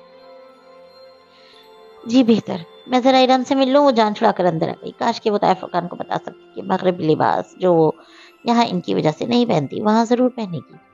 اس نے بہت سے ٹاپس اور جینس خرید کر اپنے سامان میں رکھ لیے تھے, اور رہی سر ڈکنے کی بات تو وہ خیر سے سبانجی میں سختی سے حرام تھا. شکر ارم کمرے میں نہیں تھی. باتھ روم کا دروازہ بند تھا. وہ اندر سے پانی گرنے کی آواز آ رہی تھی. وہ بے دلی سے اس کے بیڈ پر بیٹھ گئی. ارم شاور لینے میں بہت دیر لگاتی تھی, سو مجبور ہونے سے انتظار کرنا تھا. دفتن سیل فون کی گھنٹی بجی. حیا چوکی. ارم کا سیل فون اس کے ساتھ تکیے پہ رکھا تھا. اس نے گردن جھکا کر دیکھا. سیل فون کی روشن اسکرین پر ایک نیا پیغام جگمگا رہا تھا. ساتھ ہی بھیجنے والے کا نام لکھا آ رہا تھا, حیا سلیمان. وہ بے یقینی سے فون کی اسکرین کو دیکھ گئی.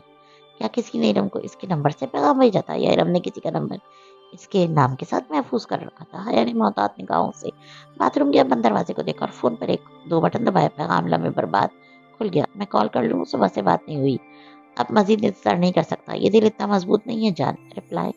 اس نے جلدی سے پیغام مٹایا اور سیل فون واپس تکیے پہ الٹا کر کے رکھ دیا. ایک لمحے میں اسے سب سمجھ میں آ گیا تھا. ارم حیا ابو کی اسکارف والی سر ڈھکنے والی بیٹی, ایک عدد بوائے فرینڈ کی مالک تھی, جسے لوگوں کے چھپانے کے لیے اس نے حیا سلمان کا نام دے رکھا تھا. ابھی وہ اس رشتے پر خوش نہیں تھی. حیا کو یاد آیا. وہ مزید بیٹھے بنا وہاں سے نکل آئی. وہ اس نے آیا فرقان سے مانگ لیا. ان کا جاتے جاتے ایک طنز و استحضاء بھری مسکراہٹ کے ساتھ ان کو دیکھا. کاش وہ ارم کے حجاب کا پول کھول سکتی تو آیا کی شکل دیکھنے والی ہوتی. حجاب اوڑھنا, نقاب کرنا کردار کی پختگی کی علامت نہیں ہوتی. اس نے بے اختیار سوچا تھا, اور تب وہ ایسا ہی سوچتی تھی. سبانجی یونیورسٹی نے اسے اس کے ہاسٹل کے متعلق ترجیحات جاننے کے لیے سوال نامہ بھیجا تھا. لیپ ٹاپ گود میں رکھے وہ بیڈ پہ نیند دراز دلچسپی سے سوالات پڑھتی, صرف اپنا موڑ بہتر کرنے کے لیے مزاح کا خیز جواب بھیجنے لگی. کیا آپ اپنی کسی ہم وطن ایکسچینج اسٹوڈنٹ کے ساتھ کمرہ شیئر کرنا چاہیں گے؟ بالکل بھی نہیں. اس کی انگلیاں تیزی سے لیپ ٹاپ کی کنجیوں پہ حرکت کریں گی. کیا آپ اسموکنگ کرتی ہیں؟ بالکل کرتی ہوں. ڈرنک کرتی ہیں؟ وہ بھی کرتی ہوں. آپ کس قسم کی طبیعت کی مالک ہیں؟ سر چاغل اور خوخار. وہ مسکراہٹ دبائے جواب لکھ رہی تھی. جب صفحہ ختم ہوا تو اس نے نیکسٹ کو دبایا. وہ سوچ رہی تھی کہ اگلے صفحے کے جواب اور کر کے اس فارم کو منسوخ کر دے. اس فارم کو جمع کرانے کا اس کا کوئی ارادہ نہ تھا, مگر جب نیکسٹ دبانے پر اگلے صفحے کے جائے فارم فل کرنے کا شکریہ, ہم آپ کا ڈوم الاٹ کرتے ہیں, وقت آپ کی دی گئی ترجیحات کا خیال رکھیں گے, لکھا ہے. تو اس کی مسکراہٹ غائب ہو گئی. لعنت تو تم سب پر. وہ جھڑلا کر اٹھی اور لیپ ٹاپ ایک طرف رکھا. فارم سبانجی کو جا چکا تھا اور اس کا پہلا ہی تاثر کتنا برا پڑا ہوگا وہ جانتی تھی. اس کی پیکنگ ابھی مکمل نہیں ہوئی تھی. اس نے ایک نگاہ کھلے سوٹ کیسز اور بکھری اشیاء پہ ڈالی، پھر کچھ سوچ کر باہر آئی۔ لاؤنج خالی تھا۔ حیا نے ٹیلی فون اسٹینڈ پہ رکھی ڈائری اٹھائی اور صفحے پلٹنے لگی۔ اس کے صفحے پہ 4 سطور میں سبین پھپھو کے گھر کا پتہ اور ایک فون نمبر لکھا تھا۔ اس نے وہ صفحہ پڑھا اور طے کر کے مٹھی میں دبا لیا۔ ایک دفعہ جہاں سکندر اسے مل جائے پھر وہ ان بیتے ماہوں سال کا حساب ضرور لے گی۔ وہ واپس آ کر بیڈ پہ بیٹھ گئی اور سامنے لیپ ٹاپ پہ کھلے پڑے میل باکس کو دیکھا۔ وہاں اب ایک نئی ای میل کا نشان چمکا رہا تھا، national response centre for cyber crime. اس نے قدرے الجھ کر اس میل کو دیکھا اور کھولا۔ بھلا اب سائبر کرائم والے اس سے رابطہ کیوں کر رہے تھے؟ صفحہ کھل گیا اور وہ جیسے جیسے پڑھتی گئی اس کی آنکھیں حیرت سے پھیلتی گئی۔ یہ میل سائبر کرائم سیل سے حیا کی اس میل کے جواب میں آئی تھی جو چند روز قبل اس نے بطور شکایت بھیجی تھی اور جس میں اس نے ویڈیو کا ذکر کیا تھا۔ اب اس کے جواب میں ہیلپ ڈیسک آفیسر نے اس کو ایک باقاعدہ کمپلینٹ فارم بھیجا تھا جس کو بھرنے کے ساتھ ساتھ اسے اپنا فون نمبر، گھر کا پتہ، شناختی کارڈ وغیرہ لکھ کر بھیجنے تھے۔ یہ فارم ایف آئی آر کے مترادف تھا، سو تمام تفصیلات ضروری تھی۔ وہ یک ٹک اس فارم کو دیکھ گئی۔ اگر سائبر کرائم سیل نے اسے اب جواب دیا تھا تو وہ پرائیویٹ نمبر سے آنے والی کال، وہ میجر احمد کا آفس، وہ سب کیا تھا؟ کیا اسے بیوقوف بنایا گیا تھا؟ کیا واقعی وہ اصلی میجر تھا؟ یا اگر پھر اس کے پاس اس ویڈیو کی مکمل طور پر انٹرنیٹ سے ہٹوانے کی طاقت اور اثر و رسوخ کیسے آیا؟ وہ لچتے دن کے ساتھ جلدی جلدی جواب ٹائپ کرنے لگی۔ سائبر کرائم سیل کو مختصر الفاظ میں یہ یقین دہانی کروانی تھی کہ وہ ویڈیو اب ہٹ چکی ہے اور وہ اپنی شکایت واپس لے رہی ہے۔ اسے اب فوری طور پر ان خفیہ والوں سے پیچھا چھڑانا تھا۔ میل لکھ کر اس نے سینڈ کو دبایا اور پرسوچ نگاہوں سے اسکرین دیکھی گئی۔ میجر احمد کا تعلق سائبر کرائم سیل سے نہیں تھا، اس بات کا اس کو یقین ہو چلا تھا۔ ایئرپورٹ پر ڈی جی بری طرح رو رہی تھی۔ اس کے والدین اس کے ساتھ کھڑے ہوئے تسلی دے رہے تھے۔ حیا کچھ دیر تو اسے چپ کروانے کی کوشش کرتی رہی، پھر سیدھی ہو کر قدرے فاصلے پہ جا کھڑی ہوئی اور جیکٹ کی جیبوں میں ہاتھ ڈالے بڑے سکون سے ڈی جی کو روتے دیکھتی رہی۔ آج اس نے شلوار قمیض پہ سیاہ جیکٹ پہن رکھا تھا اور دوپٹہ مفلر کی طرح گردن سے لپٹا تھا۔ بس آج آخری روز تھا، پھر ترکی میں اپنی مرضی کا لباس پہنے گی اور اپنی مرضی سے اکیلی ہر جگہ گھومے گی، بنا روک ٹوک، بنا تایا فرقان یا ابا کی ڈانٹ کے خوف کے۔ اس وقت رات کے 11:30 بجے تھے، ان کی فلائٹ اگلی صبح 4 بجے کی تھی۔ کتنا روتی ہے یہ، تم خیال رکھنا اس کا۔ سلیمان صاحب کو ڈی جی کے مسلسل رونے پہ کوفت ہونے لگی تھی۔ جب تک وہ واپس ہوئے ڈی جی روئی جا رہی تھی۔ اس کے آنسو تب تھمے جب اتحاد ایئر لائنس کی وہ پاکستانی نجات آفیسر ان کے پاس آئی اور بہت شائستگی سے ان کو مخاطب کیا۔ میڈم، آپ لوگ پلیز اپنے ڈاکومنٹس اور لیپ ٹاپ سوٹ کیس سے نکال کر ہینڈ کیری میں رکھ لیں تاکہ اگر آپ کا سامان گم بھی ہو جائے تو کم از کم ڈاکومنٹس محفوظ رہیں۔ ایویں ہی سامان گم ہو جائے؟ ہتھیلی کی مجھ سے آنسو صاف کر کے ڈی جی غصے سے بولی۔ وہ سارا رونا بھول گئی تھی۔ ہم نے ہینڈ کیری میں اتنا بوجھ نہیں اٹھانا میم، یہی بہتر ہے کیونکہ بعض اوقات سامان گم بھی ہو جایا کرتا ہے۔ کہیں یہ نہ ہو کہ آپ کے بعد ازاں آپ کسی مسئلے سے دو چار ہوں۔ وہ اس ترک ایئر لائن میں کم کرنے والی ایک سفر پاکستانی لڑکی تھی اور اس کی پہلی دفعہ بین الاقوامی فلائٹ لینے کے لیے پیش نظر کہہ رہی تھی، اور حیا مان بھی جاتی مگر ڈی چڑھ گئی۔ ہرگز نہیں، ہم نے اتنا بھاری ہینڈ کیری نہیں اٹھانا، پلین میں آپ کو نہیں اٹھانا پڑے گا۔ آفیسر کی شائستگی برہمی میں بدلنے لگی۔ پلین میں جانے تک تو اٹھانا ہی پڑے گا، پھر تو ترکی میں آپ پر اللہ ہی رحم کرے۔ وہ پیر پٹکتی چلی گئی تو ڈی جی نے اپنے محترم آنکھوں اور فاتحانہ مسکراہٹ کے ساتھ حیا کو دیکھ کر انگلی سے اینک نیچے کی۔ انسان کو کوئی چیز نہیں ہرا سکتی جب تک وہ خود نہ ہار مان لے۔ حیا بے اختیار ہنستی، اسے ڈی جی اچھی لگی تھی۔ فلیٹ میں دونوں گنی نشستیں ایک ہی قطار میں ملی، درمیانی راستے کے دائیں طرف جڑی 3 نشستوں میں سے کھڑکی کے ساتھ والی حیا کو ملی اور راستے والی نشست ڈی جی کو۔ درمیانی نشست خالی تھی۔ کیا ہی مزہ آ جائے حیا اگر اس سیٹ پر کوئی ہینڈسم اور چارمنگ سا لڑکا آ کر۔ ڈی جی کے الفاظ ادھورے ہی رہ گئے۔ ایک بھاری بھرکم سے پاکستانی صاحب جو اپنے 2 پیس میں بے حد پھنسے پھنسے لگ رہے تھے، نال سے چلتے ہوئے اور دب سے ان دونوں کے درمیان بیٹھ گئے۔ حیا غیر آرام دہ محسوس کر کے مزید کھڑکی کی طرف کھسک گئی اور ختیجہ مخالف سے مجھے عثمان شبیر کہتے ہیں، شیخ عثمان شبیر، اپنی بھاری آواز میں وہ خوش دلی سے گویا ہوئے۔ نائس۔ حیا بظاہر اپنے چھوٹے سے گولڈن کلچ کو کھول کر کچھ تلاش کرنے لگی۔ وہی کلچ تھا جو داور بھائی کی مہندی پر اس نے گولڈن لینک کے ساتھ لیا تھا۔ گڈ۔ ڈی جی نے میگزین اٹھا کر چہرے کے سامنے پھیلا لیا۔ میں ترکی سے آیا ہوں، دراصل وہیں رہائش پذیر ہوں، میری بیوی اور بیٹا بھی وہیں رہتے۔ حیا مزید اپنے پرس پہ جھک گئی اور ڈی جی نے میگزین چہرے کے اتنا قریب کر لیا کہ اس کی ناک صفحات کو چھونے لگی۔ مگر وہ میرا بیٹا نہیں ہے، جانتی ہے وہ کس کا بیٹا ہے؟ مزید نظر انداز کرنا بیکار تھا۔ حیا نے رخ عثمان شبیر کی طرف موڑ لیا اور ڈی جی نے बेचारी से मैगजीन नीचे कर लिया। आप बताएं किसका बेटा है वो? उस्मान शबीर को शायद बरसों से किसी सामे की तलाश थी। वो अपनी दास्तान हयात फौरन ही शुरू कर बैठे। डीजे मुसलसल जवाइयां रोक रही थी और हया महसूस कर रही थी वो कल सुबह की जागी हुई थी। और अब इस सुबह के 4:30 बज रहे थे। ऊपर से जहाज का सफर इसने डीजे के सामने जाहिर नहीं किया था कि वो पहली बार जहाज में बैठ रही है। आखिर डीजे क्या सोचती कि कैसी लड़की कभी हवाई सफर ही नहीं किया। अब क्या बताती कि कभी कोई सूरत ऐसी बनी नहीं सकी।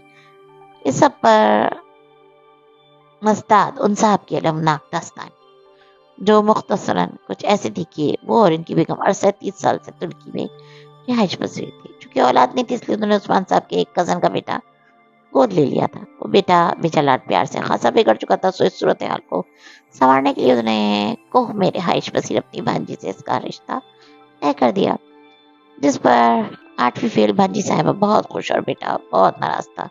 और इससे पेशतर के वो अपने पाकिस्तान की आमद की वजह बयान करते मेन्यू कार्ड जाते। वो दोनों फिर से ताज़ा दम हो गई। मेन्यू पे कुछ नाम जाने पहचाने और कुछ उर्दू से मिलते जुलते थे। जीरा आलू विद सब्ज कटलेस, पनीर जलफरेजी, सादा पराठा, तीखी बिरयानी वगैरह। खैर ने डीजी की तरफ सवाली निगाहों से देखा। दरमियान में मौजूद भारी भरकम दीवार के बायस वो आके होकर बैठी थी। कुछ समझ नहीं आ रहा था कि क्या मंगवाएं। टर्किश फूड बहुत ज़बरदस्त होता है और तुर्क लोग खाने के बहुत शौकीन होते हैं। मैं बताता हूँ कि क्या मंगवाओ। दोनों ने एक दूसरे को देखा, फिर मुतज़्ज़ब सी हया ने हथियार डाल दिए। बहुत बेहतर बताइए। वो गहरी सांस लेकर पीछे कर बैठ गई। पहले तो सेडिएटिस समाक मंगवाते हैं। ये रिवायती तुर्क चावल है, सफ़ेद मछली, फ्राइड प्याज और काजू के साथ। मशरूम एंड चीज़ ऑमलेट, जीरा आलू था। वो बहुत एहतमाद से ऑर्डर लिखवाते गए, मगर जब खाना आया तो हया का दिल खराब होने लगा। खाने की खुशबू सूंघ कर ही जी मत लाने लगा था। उस्मान शबीर बड़े बुलक में लेते मजे से खा रहे थे। डीजे में मुश्किल एक चम्मच लेकर ही दूरी हो गई। अभी बदमजा हो गई थी। इतना फीका सालन इसने आज तक नहीं खाया था। बबिश्कल चक्कर उन्होंने बर्तन परे कर दिए। उस्मान शबीर अभी तक पूरी दिल जमाई के साथ खा रहे थे। अजीब सी खुशबू इसके नथनों में गुजर रही थी। अगर यही तुर्क फूड था तो उसे लगा वो तुर्की में 5 माह भूखी रह जाएगी। ऐसा जी तो इसका ड्राइव बस में भी नहीं मतलाता था। डाइवो बस में भी इसका दिल ऐसा ना मतलाया था कभी। जैसे इधर हो रहा था वो चेहरे पर दुपट्टा रखकर सो गई। इस्लामाबाद से पूरे 2.5 घंटे बाद इन्हें अबू धाबी एयरपोर्ट पर उतरना था। वहां कुछ देर का कयाम था और फिर इस्तांबुल।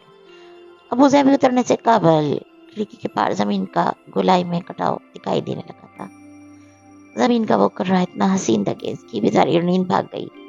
वो महव सी एकटेक वो मंजर देखी गई। अबू धाबी एयरपोर्ट पर उन्होंने टर्मिनल 3 पर लैंड किया था। इस्तांबुल की फ्लाइट उन्होंने टर्मिनल 1 से पकड़नी थी, मगर पहले घर फोन करना था। वो दोनों आगे पीछे तेज तेज चलती कॉलिंग कार्ड खरीदने गई। 5 यूरो का तसलात का कार्ड खरीदा और फोन बूथ की तरफ भागी। कतार में फोन बूथ लगे थे या नहीं, एक एक करके पहले तीनों पर कार्ड लगाने की कोशिश की, मगर कार्ड थके डलने का नाम ही नहीं ले रहा था। इस एयरपोर्ट पर फोन बूथ इस्तेमाल करने का पहला तजुर्बा था। कुछ समझ में नहीं आ रहा था कि क्या करे। हया इस बंदे को देखो, जैसे ये कार्ड डाल रहा है वैसे ही डालो। डीजे ने से कोनी मारी तो हया ने पलट कर उसे देखा। चौथे बूथ पे एक एक शख्स इनकी तरफ पुश्त की अपना कार्ड डाल रहा था। हया को दिखाई नहीं दे रहा था कि कौन सा तरीका इस्तेमाल कर रहा है। सो वो डीजे का हाथ थामे उसके सर पे जा पहुंची। वो रिसीवर कान से लगा नंबर मिला रहा था। प्लीज हमें एक कार्ड डाल दें। मैं इसे डाल नहीं पा रही। हया ने कार्ड इसकी तरफ बढ़ाया। वो चौंक कर पलटा। वो स्याह रंगत घुंघराले बालों और ऊंचे कद का नस्ली हबशी था। इसने एक हाथ से कार्ड लेते हुए इन दोनों लड़कियों पर निगाह डाली। एक स्याह लम्हे बालों और बड़ी आंखों वाली खूबसूरत सी लड़की जो कि जैकेट की जेबों में हाथ डाले खड़ी थी। दूसरे बड़े चश्मे और ढीली पौने वाली लड़की जिसने सोचा तय करके बाजू में डाल रखा था। दोनों मुंतजर से उसे देख रही थी। अच्छा मैं जरा बात कर लूं फिर। इसे शायद कान से लगे रिसीवर में कोई आवाज सुनाई दी। तभी रुख मोड़ गया। वो दोनों इसी तरह खड़ी उसे देखती रही। इनसे वो अंग्रेजी में मुखातिब हुआ था, मगर अब वो फोन पे अरबी में बात कर रहा था। डीजे तो बोर होकर इधर उधर देखने लगी, मगर शरिया एंड लॉ के 5 सालों ने हया को अरबी अच्छी तरह से सिखा दी थी। इंटरनेशनल इस्लामिक यूनिवर्सिटी में अपने LLB के पहले बरस उनको अरबी सिखाई जाती थी और इनकी क्लासेस में अल्जीरियन यूनिवर्सिटी असासा इन्हें अरबी में ही लेक्चर्स दिया करते थे। मैं इस्तांबुल आ रहा हूँ। अब रुख फिरे कदरे परेशानी से कह रहा था। हाँ शाम तक घर पहुंचूंगा। तुमने हारिस को डॉक्टर को दिखाया? अच्छा क्या कहते हैं डॉक्टर? कर दूंगा पैसों का इंतजाम। कहा जो है बार बार एक ही बात मत दोहराया करो जाहिल औरत। कैसे इसकी दबी दबी सी आवाज बुलंद हुई। हाँ मेरी अब्दुल रहमान से बात हो गई है। इस काम के लिए ख्वार हो रहा हूँ, मगर वो ज्यादा रकम نہیں دیکھا. ایک جگہ اور بھی بات ہے. اس نے رک کر کچھ سنا اور پھر مزید جھنجھلاہٹ سے بولا, اچھا فون رکھ رہا ہوں. مرحبا. اس نے کٹاک سے فون رکھا اور ان کی طرف پلٹا. Sorry girls. بمشکل چہرے پہ بشاشت لاتے ہوئے وہ اب ان کا کارڈ لگانے لگا. پہلی ہی کوشش کامیاب ہو گئی. وہ شاید کارڈ کو الٹا پکڑ رہی تھی. لیجیے. سیاف نے ریسیور کی طرف بڑھایا, پھر ان سے ہٹ کر دور چلا گیا. بس ایک منٹ کی کال کریں گے. ہے نے نمبر ملاتے ہوئے ڈی جی کو تنبیہ کی. سلیمان صاحب نے پہلی ہی گھنٹی پر فون اٹھا لیا. وہ چپ ہوئی کہ نہیں توبہ کتنا روتی ہے. جی جی ابا جی. وہ چپ ہو گئی ہے اور پھر جلدی اپنی خالی بتا کر فون بند کر دیا. ڈی جی نے بھی وہ مشکل 1 منٹ ہی گھر میں بات کی. بعد میں باقی رقم دیکھی تو وہ مشکل 1 یورو استعمال ہوا تھا. باقی 4 یورو کا بیلنس ابھی تک موجود تھا. دونوں اپنی اجلت و کنجوسی پر خوب پچھتائیں گے. اب ابو ظہبی سے نکل کر تو یہ کارڈ کسی کام کا نہیں رہے گا. حیا نے اسے اپنے گولڈن پاؤچ میں ڈال دیا. ابھی نے اپنا سامان لینا تھا. وہاں بہت سے ٹائر چل رہے تھے. ہر ٹائر پر بیگز اور سوٹ کیس قطار میں رکھے تھے. چلے آتے نے قطن علم نہیں تھا کہ اپنے بیگز کو کہاں تلاشیں. وہ دونوں بدآوازی سے ایک ٹائر سے دوسرے کی طرف بھاگنے لگیں. ڈی جے کا تھوڑی دیر میں سانس پھول گیا. کبھی حیا کو ایک جگہ اپنے سوٹ کیس کا گمان گزرتا تو وہ ڈی جے کا ہاتھ کھینچ کر ادھر بھاگتی, مگر قریب سے دیکھنے پہ وہ کسی اور کا بیگ نکلتا تو کبھی ڈی جے اپنے برے تھیلے کو پہچان کر چلاتے ہوئے ایک طرف دوڑتی مگر کسی اور کا نام درج ہوتا. حیا بتاؤ اب بیگز کہاں ڈھونڈے ہیں. ڈی جے نے پریشانی سے اسے دیکھا. اس کا سانس دکھنے کی طرح چل رہا تھا. حیا نے بہت مشکل تھوک نکلی اور چہرے پر آتے کانوں کے پیچھے اپنے بالوں کو اڑسا. اب سچ بولنے کا وقت تھا. ڈی جے مجھے سچ میں سمجھ نہیں آ رہی. میں آج زندگی میں پہلی دفعہ جہاز میں بیٹھ رہی ہوں. ڈی جی نے چند لمحے اس کا چہرہ دیکھا, پھر ہتھیلی اس کے سامنے پھیلائی. ہاتھ مارو. میں بھی آج پہلی دفعہ جہاز میں بیٹھی ہوں. حیا نے زور سے اس کے ہاتھ پہ ہاتھ مارا اور دونوں ہنس پڑی. کافی دیر بعد ان کو ٹائرز کی لسٹ نظر آئی جس پر ہر فلیٹ کے مخصوص ٹائر کا نمبر درج تھا. فیصلے کر 2 منٹ میں ہی اپنے مطلوبہ ٹائر مل گیا. سامان لے کر حیا اتنا تھک چکی تھی کہ ڈی جے نے وہ ایک جگہ چمکتے فرش پہ بیٹھنے کو کہا تو وہ اپنا سارا نخرا اور غرور بالائے تک رکھ کے ادھر زمین پہ بیٹھ گئی. اپنے بیگز کے ساتھ اب وہ دونوں مزے سے فرش پہ بیٹھی ہر آتے جاتے کو دیکھ رہی تھی اور ارد گرد مہذب نفیس لوگ حیرت سے ان کو دیکھ کر گزر رہے تھے. عفا نور. ٹرمینل 1 سے جو پرواز ان کو ملی اس میں بھی عثمان شبیر ساتھی تھے. اپنی داستان حیات فراموش کر کے وہ اب ان کی طرف متوجہ اور ان کا انٹرویو کرنے لگے. کون ہو, کہاں سے آئی ہو, کیوں آئی ہو, ترکی میں کدھر جانا ہے, کیوں جانا ہے. سبانجی یونیورسٹی. انہوں نے اتنی بلند آواز میں دہرایا کہ اگلی نشست پر بیٹھی ترک خاتون نے گردن موڑ کر قدرے اونچا ہو کر ان کو دیکھا. سبانجی. اس سے آگے خاتون نے قدر ستائش سے چند الفاظ تک ان سے کہے جو حیا کو سمجھ میں نہ آئے. جواباً عثمان شبیر نے اپنی بھاری بھرکم آواز میں کچھ کہا تو وہ خاتون قدرے گڑبڑا کر واپس رخ پھیر گئی. آپ نے ان کو کیا کہا؟ حیا نے کڑی نگاہوں سے انہیں گھورا. کچھ نہیں, تم بتاؤ. یہ پاکستان میں والدین اتنے آزاد خیال کب سے ہو گئے کہ جوان بچیوں کو اکیلے ترکی بھیج دیں؟ اکیلے نہیں ہیں ہم, ہمارا پورا گروپ ہے. ہم 2 اسٹوڈنٹس اور باقی فیکلٹی ممبران ہیں جو 2 روز قبل روانہ ہو چکے ہیں. انہوں نے جیسے سنا ہی نہیں. خیر اب اکیلی جا رہی ہو تو اپنا خیال رکھنا کہ اور پھر ان کا آواز شروع ہوگی. نماز پڑھا کرو, قرآن پڑھا کرو, پردہ کیا کرو, سچ بولا کرو, اللہ سے ڈرو. اور ہر وہ بات جو اپنے بیٹی کی تربیت کے وقت انہیں بھول گئی تھی اب اچانک یاد آ گئی. حیا نے قدرے جھنجھلا کر رخ پھیر لیا. دوپہر 2 بجے کھڑکی کے اس پار نیچے, بہت نیچے, وہ پرفسو منظر پھیلنے لگا. میں نے بنا کا سمندر, اوپر بادل اور برف, یوں جیسے نیلی چادر پہ سفید روئی کے گالے تیر رہے ہوں. اور اس منظر کے سحر میں کھوتی چلی گئی. جان سکندر کا ترکی اس کے قدموں تلے تھا. یہ رکھ لو. پرواز اترنے کا اعلان لگا تو نہایت زبردستی سے عثمان شبیر نے اپنا وزٹنگ کارڈ اسے تھمایا. اس پر میرے گھر, سیل اور آفس کے نمبرز لکھے ہیں. کبھی کبھار میں گھر پر نہیں ہوتا اور کبھی کبھار میرا سیل بھی آف ہوتا ہے, لیکن آفس کے نمبر پہ میں ہمیشہ ملتا ہوں. میری سیکرٹری کی فضولیات سے بچنے کے لیے ڈائریکٹ میری پرائیویٹ ایکسٹینشن ڈائل کرنا, وہ ہے 14 یعنی 14, کیونکہ میری اور پاکستان کی تاریخ پیدائش 14 اگست ہے. رکھ لو, ضرورت پڑ سکتی ہے. عثمان شبیر نے بمشکل ان کو تھمایا. انہوں نے اپنی جان اسے پکڑنے میں ہی سمجھی اور ان کو کبھی کال کرنا یا دوبارہ ملاقات کرنے کا تصور ہی ہے کہ یہ سہانے رو تھا. پھر بھی ان کے سرپرست نے اپنے اسٹڈی پاؤچ میں وہ کارڈ دیکھے بغیر رکھ لیا. اتا ترک انٹرنیشنل ایئرپورٹ استنبول کے یورپی طرف واقع تھا. وہ اسے بعد میں معلوم ہوا تھا. البتہ جو بات اسے ہمیشہ سے معلوم تھی وہ یہ تھی کہ استنبول دنیا کا وہ واحد شہر ہے جو 2 خطوں کو باہم ملاتا ہے, یورپ اور ایشیا. استنبول کے 2 حصے تھے, ایک یورپی طرف کہلاتا تھا, دوسرا ایشیائی طرف. یا اناتولیا طرف. اناتولین طرف کو عام طور پہ پرانا شہر بھی کہا جاتا ہے. دونوں جب اپنے سامان کی ٹرالیاں دھکیلتے آگے آئیں تو رومی فوم کے 2 ارکان ان کو مل گئے جو انہیں لینے آئے ہوئے تھے. رومی فوم ایک ترک این جی او تھی جو بالخصوص ایکسچینج اسٹوڈنٹس کا بہت خیال رکھتی تھی. وہ 2 لڑکے تھے، احمد اور چغتائی. چغتائی نام تو ہمارے ہاں بھی ہوتا ہے، جیسے مصور عبد الرحمن چغتائی ہے نا. آیا جی نے سرگوشی کی تھی. السلام علیکم. وہ بہت گرم جوشی اور احترام سے ملے. چغتائی نے ان کے بیگس لے لیے. آئیے باہر گاڑی کھڑی انتظار کر رہی. چغتائی برادرز پلیز پانی پلا دیں، بہت پیاس لگی. حیا کی طرح ڈی جے بھی پیاس سے بیحال تھی. چغتائی نے سرس بات میں لایا اور احمد کے ساتھ سامان اٹھانے لگا. پھر وہ دونوں ان سے آگے چلتے ہوئے باہر کی طرف بڑھ گئے. بے حد مہمان نواز قوم کے سپوت نے ان کو پانی کیوں نہیں پلوایا، یہ معمہ وہ ساری زندگی نہیں حل کر سکی. کبھی امکان یہ تھا کہ چغتائی کی انگریزی کمزور تھی جس کے باعث وہ ان کا مدعا سمجھ نہیں پایا تھا. باہر نکلنے سے قبل انہوں نے اپنی رقم ترک لیرہ اور یوروز میں تبدیل کروا لی تھی. 1 لیرہ پاکستانی 25 روپے کا تھا اور 1 یورو 125 روپے کا تھا. 55 125 55 125 ڈی جے زیر لب کرنسی کی مالیت کا حساب لگاتی اور ان کی قیمت یاد کرتی باہر آئی تھی. ایئرپورٹ کا دروازہ کھلتے ہی یخبستہ ہڈیوں میں گھستی خون منجمد کرتی لہر نے ان کا استقبال کیا کہ چند لمحوں میں حیا کے ہونٹ نیلے پڑنے لگے. یہاں مریا اور ایوبیا کی سرد ترین ہوا سے بھی کئی گنا سرد ہوا چل رہی تھی. حیا نے بے اختیار بازو سینے پہ لپیٹ لیے. وہ چھٹنے لگی تھی. ان کا سامان خاصا وزنی اور بے تحاشا تھا. دونوں لڑکے سرمئی رنگ کی ہائیس میں بیگس رکھتے رکھتے آپ گئے تھے. آپ آگے صرف 5 ماہ کے لیے آئی ہیں؟ چغتائی نے سادگی سے پوچھا. تو احمد نے موضوع بدل دیا. ہماری روایت ہے کہ جو بھی آتا ترکی ایئرپورٹ سے استنبول آتا ہے اسے سب سے پہلے سلطان ابو ایوب انصاری کے مزار پر لے جاتے ہیں. اس سے اس کا ترکی میں قیام اچھا گزرتا ہے. احمد کہہ کے بیگ گاڑی میں رکھنے لگا تو ڈی جی نے سرگوشی کی. مگر حیا یہ تو تخم پرستی اور شرک. اس نے زور سے کونی مار کر ڈی جی کو خاموش کروایا. پھر اندر بیٹھتے ہوئے دبی آواز میں گرکا. میزبانوں سے سردی میں بحث کی تو وہ تمہیں یہیں چھوڑ کر چلے جائیں گے. پاگل لڑکی صبح تک منجمد ہو کر پڑی ہوگی اور آئندہ ترکی آنے والے سب سے پہلے تمہارے منجمد مجسمے کی زیارت کیا کریں گے.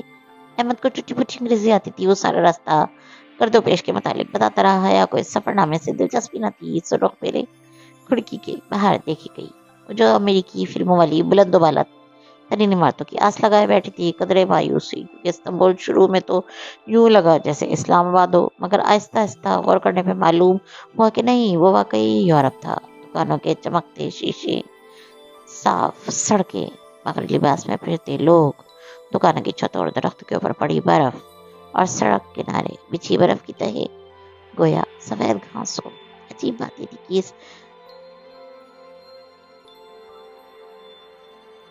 تھی کہ اس کوہر اور سردی میں بھی ترک لڑکیاں بڑے مزے سے منی اسکرٹس میں ملبوس ادھر ادھر گھوم رہی. خدا کرے آج رات برف نہ پڑے. چغتائی نے منہ کاٹتے ہوئے ایک پرتشویش نگاہ بار پہلے برف زار پہ ڈالی. ہاں خدا کرے رات واقعی برف نہ پڑے، احمد نے تائید کی. ہے اور ڈی جی نے ایک دوسرے کو دیکھا. پھر ڈی جی آہستہ سے اردو میں بڑھوائی. ہی نہ پڑے، خدا خود تو برف باری دیکھ دیکھ کے اکتا چکے ہیں، ہمیں تو دیکھنے دے. اللہ کرے رات برف ضرور پڑے، آمین ثم آمین. اور حیا نے دل میں اس کی تائید کی. میری اسکرین کے اس پر یورپین شہر کا اختتام دکھائی دے رہا تھا. آگے نیلا سمندر بہ رہا تھا اور اس کی دوسری طرف استنبول کا ایشیائی حصہ آباد تھا. دونوں حصوں کو ایک عظیم الشان پل نے جوڑ رکھا تھا. 2 خطوں کا ملاپ، 2 تہذیبوں کا سنگم. مرمرا کے سمندر کا جو حصہ استنبول کے درمیان سے گزرتا ہے اسے بوسفورس کا سمندر کہا جاتا تھا. اسی پل کا نام بھی بوسفورس برج ہے. احمد بتانے لگا. مگر ہم تو مزار پہ جا رہے تھے جو کہ یورپین حصے میں ہی ہے. پھر پل عبور کرنے کا مقصد قریب آتے پل کو دیکھ کر آیا نے حیرت سے پوچھا کیونکہ پل کے اس طرف اناتولین شہر تھا. ہم نے پل عبور نہیں کرنا ہے، اس کے قریب سے کسی کو اٹھانا ہے. ہم دونوں یہاں سے چلے جائیں گے، آگے مزار تک آپ کو اسی نے لے کر جانا. چغتائی نے گاڑی ایک طرف روک دی. احمد اب لاک کھول کے باہر نکل رہا تھا. یعنی اسی خوبصورت اونچے پل کو دیکھا اور سوچا کہ کتنے برس سے وہ اس پل پر سے گزرا ہوگا. کتنی دفعہ اس نے بوسفورس کے نیلے پانی پہ چاند کی پریوں کا رقص دیکھا ہوگا. جب وہ اس سے ملے گی تو کیا اس کی آنکھوں میں استنبول کی سفید گھاس سی برف جمی ہوگی یا مرمرا کے پانیوں کا جوش ہوگا؟ اور کیا وہ کبھی اس سے مل پائے گی؟ इस ख्याल पे इसका दिल जैसे मरमरा के समंदर में डूब कर किसी लुटी पिटी कश्ती की तरह गोले से उभरा था। खिड़की के उस पार से एक दराज का लड़की कार की तरफ चली आ रही थी। चेहरे के गिर्द स्कार्फ लपेटे, ब्लू जीन्स के ऊपर घुटनों तक आता सफेद कोट पहने, वो कोट की जेबों में हाथ डाले सर झुकाए चलती आ रही थी। इसकी रंगत इस्तांबुल के सूरज की सुनहरी और आँखी नौ झील बादलों की तरह सुरमई थी। वो लड़की इन दोनों तुर्क लड़कों के पास पहुंची और मुस्कुराते हुए चौथाई के हाथ से चाबी ली। अहमद पीछे खड़ा है इसकी तरफ इशारा करके कुछ कहने लगा। वो लड़की अपनी नर्म मुस्कुराहट के साथ सारी लाते सुनती गई। वो दोनों लड़के चले गए। वो लड़की कार की तरफ आई, दरवाजा खोला और ड्राइविंग सीट पर बैठकर गर्दन पीछे घुमाई। अस्सलाम वालेकुम और तुर्की में खुशामदीद कहा। इसकी अंग्रेजी शुस्त और अंदाज बेहद नरम था। हया ने महसूस किया कि तुर्क अस्सलाम के बजाय अस्सलाम अलैकुम कहते थे। अलैकुम अस्सलाम। हया ने इसका बढ़ा हुआ हाथ थामा तो उसे लगा इसने इतना नरम हाथ कभी नहीं छुआ। वो हाथ नहीं गोया मक्खन का टुकड़ा था। मेरा नाम हाले नूर है। मेरा ताल्लुक रूमी फोरम से है। मैं सामान्य से मटेरियल साइंस और इंजीनियरिंग में एमएस कर रही हूँ। एयरपोर्ट पर आपको लेने के लिए मुझे ही आना था, मगर मैं कहीं फंस गई थी इसलिए आ नहीं सकी। बहुत माजरत। इसने कार वापस मोड़ दी। हया सुलेमान, खतीजा राना। इनके तारुफ को हाले नूर ने अपनी मखसूस मुस्कुराहट के साथ सुना और सर आसमान में लाया। वो वाकई नूर का हाला थी, दिली हुई चांदनी। अब आप अंसारी मोहल्ला जा रहे हैं, मुझे रिंगवाते हुए बोली। मोहल्ला? उर्दू वाला मोहल्ला? आया डीजी ने धीरे से सरगोशी की। शायद तभी तो कहते हैं कि उर्दू तुर्क से निकली है। तुमने मैट्रिक में उर्दू जबान के मजमून में इसी फिक्रे को रटा नहीं लगाया था कि लफ्ज उर्दू तुर्क जबान से निकला है, जिसके मायने लश्कर के हैं। डीजे ने चेक कर फिक्रा मुकम्मल किया। अयूब सुल्तान जामिया के बैरूनी बाजार का नाम है अंसारी मोहल्ला।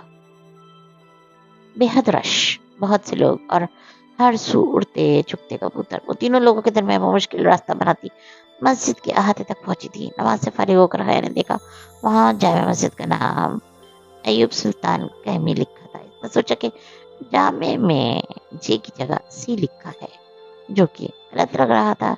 हमारी जबान में सी को अरबी ये जीम की आवाज से पढ़ा जाता था। अंसारी मोहल्ले के रास्ते गुजरते हुए इसके हैरत पर हाले ने बताया। मुस्कुराई हुई बड़े एतमाद से अपने सफेद कोट की जेबों में हाथ डाले चल रही थी। इसकी बात पे हया बेख्तियार चौंकी। हैरान क्यों हो?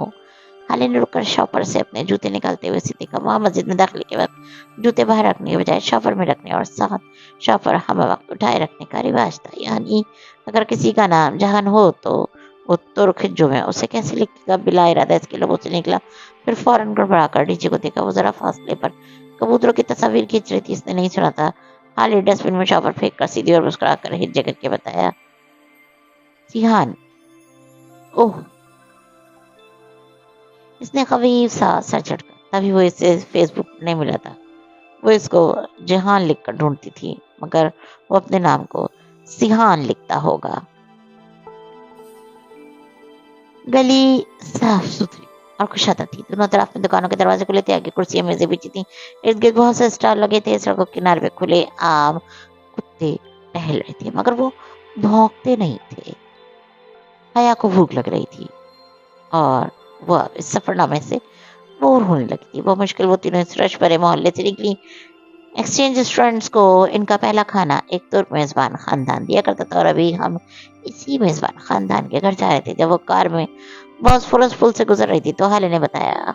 खान का सुनकर इस पर छाई भी जरा कम हो गई थी। मेजबान खानदान का घर इस्तांबुल के पोश इलाके में था। कुछ आधा सड़ा खूबसूरत बंगलों की कतार और बंगलों के सामने सबसे पे जमी बर्फ। इनके स्कॉलरशिप को ऑर्डिनेटर ने चंद बातें जहन नशीन करवा दी थी कि तुर्की में जूते घर से बाहर उतारने हैं, घास पे नहीं चलना और मुलाकात के वक्त तुर्क खानदान के बड़े का हाथ चूमना है। इसकी जरूरत नहीं थी, इस तकल्लुफ को रहने दो। इन दोनों ने घर के दाखिली दरवाजे के बाहर बिछे हुए मैट पर जूते उतार तो अंदर से आती वो मुशफ़िक और मुअम्मर खातून प्यार भरी खफगी से बोली, पहले दिन कोई उसूल नहीं होते। सलाम अलैकुम और तुर्की में खुशामदीद। आपके उसूलों की पासदारी में हमारे लिए फख्र है। हाय मुस्कुराते हुए आपके हाथ हम और सो झुका कर इनकी हाथ की पुश्त को लबों से लगाए। मुअम्मर खातून में से अब्दुल्ला का चेहरा खुशी से दमक उठा। अंदर आ जाओ। रास्ता देने के लिए एक तरफ अच्छी इनके सुख वालों वाली बेटी आगे बढ़ी और कारपेट शूज हया और डीजे के कदमों में रखे। वो रेशमी कपड़े से बने कोट शूज की शक्ल के जूते थे। दोनों ने झुककर वो जूते पहने और अंदर दाखिल हुई। इस तुर्क घर का फर्श लकड़ी का बना था। लिविंग रूम के फर्श पे बहुत खूबसूरत कालीन बिछे थे। वो बाथरूम हाथ धोने आई तो देखा वहां अलग टूट टूटनी वगैरह नहीं थी, बल्कि एक तरफ कतार में नल लगे थे। अलबत्ता बाथरूम के फर्श पर भी रग्स और काउच बिछे थे। हैरत अंगेज। वापस आई तो डाइनिंग हॉल में खाना लगाया जा रहा था।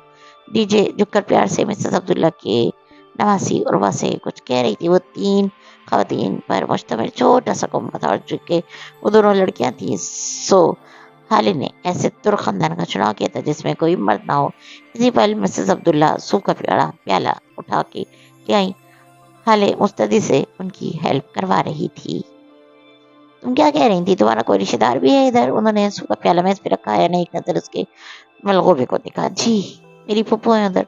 वो सूप को दीदा दर्जीदा निगाहों से देखते हुए बोली, किधर रहती हैं? इधर। इसने पर्स से मुड़ा तोड़ा कागज निकलकर हाले को थमाया। हाले ने एक नजर इस कागज को देखा, फिर इस बात में चलाया, कल मैं मिलवा दूंगी तुम्हें उनसे। खाना शुरू करो। इसने कागज वापस हया की तरफ बढ़ा दिया। नीचे हम वाकई तुर्की में भूखों मरेंगे। इस मलगूब की शक्ल देखो, मुझे तो फिर से मतली हो रही है। हया जबरन मुस्कुराते हुए होले से उर्दू में बोली। मिसेस अब्दुल्ला ने ना समझी से उसे देखा। ये कह रही है कि इन खवातीन का खुलूस उसे शर्मिंदा कर रहा है। डीजी ने जल्दी से तर्जुमानी करते हुए मेज के नीचे से इसका पैर जोर से कुचला। ओह शुक्रिया। मिसेस अब्दुल्ला मुस्कुरा के खाना पेश करने लगी। सूप दरअसल मसूर की दाल का शोरबा था और उर्दू जैसी तुर्क में से चोरबा कहते थे। वो जायके में शक्ल से बढ़कर बदमजा था। चंद लम्हों बाद ही दोनों पाकिस्तानी एक्सचेंज स्टूडेंट की बर्दाश्त जवाब देने लगी। हया, मुझे उल्टी आने वाली है और अब मैं मरने के करीब हूँ। वो बदे कच्चे रुपए मुस्कुराहट सजाए चमचा भर रही थी। तुर्क खवातीन बहुत मरगूबियत से सूप पी रही थी। चोरबा खत्म हुआ तो खाना आ गया। वो उससे भी बढ़कर बदमजा था। एक चावलों का पुलाव था। पुलाव शक्ल में उबले चावलों से मुख्तलिफ न था। साथ चने का सालन और मुर्गी की ग्रेवी थी जो कि मंचूरियन की तरह दिखती थी।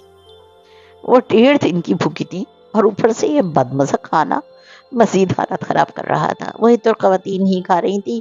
पुलाव का प्याला भी खत्म हो चुका था और हम पाकिस्तानी मेजबानों के बरक्स उसे दोबारा भरने के लिए दौड़ी नहीं थी। वजह इनके खुलूस की कमी न थी, बल्कि शायद यही इनका तरीका था कि प्याला एक ही दफा भर कर रखा जाता है। खतीजा, तुम्हारी दोस्त मुझे कुछ परेशान सी लग रही है। खैरियत? मिसेस अब्दुल्ला ने पूछ लिया। डीजी ने गड़बड़ाकर उसे देखा। सब खाने से हाथ रोककर उसे देखने लगे थे।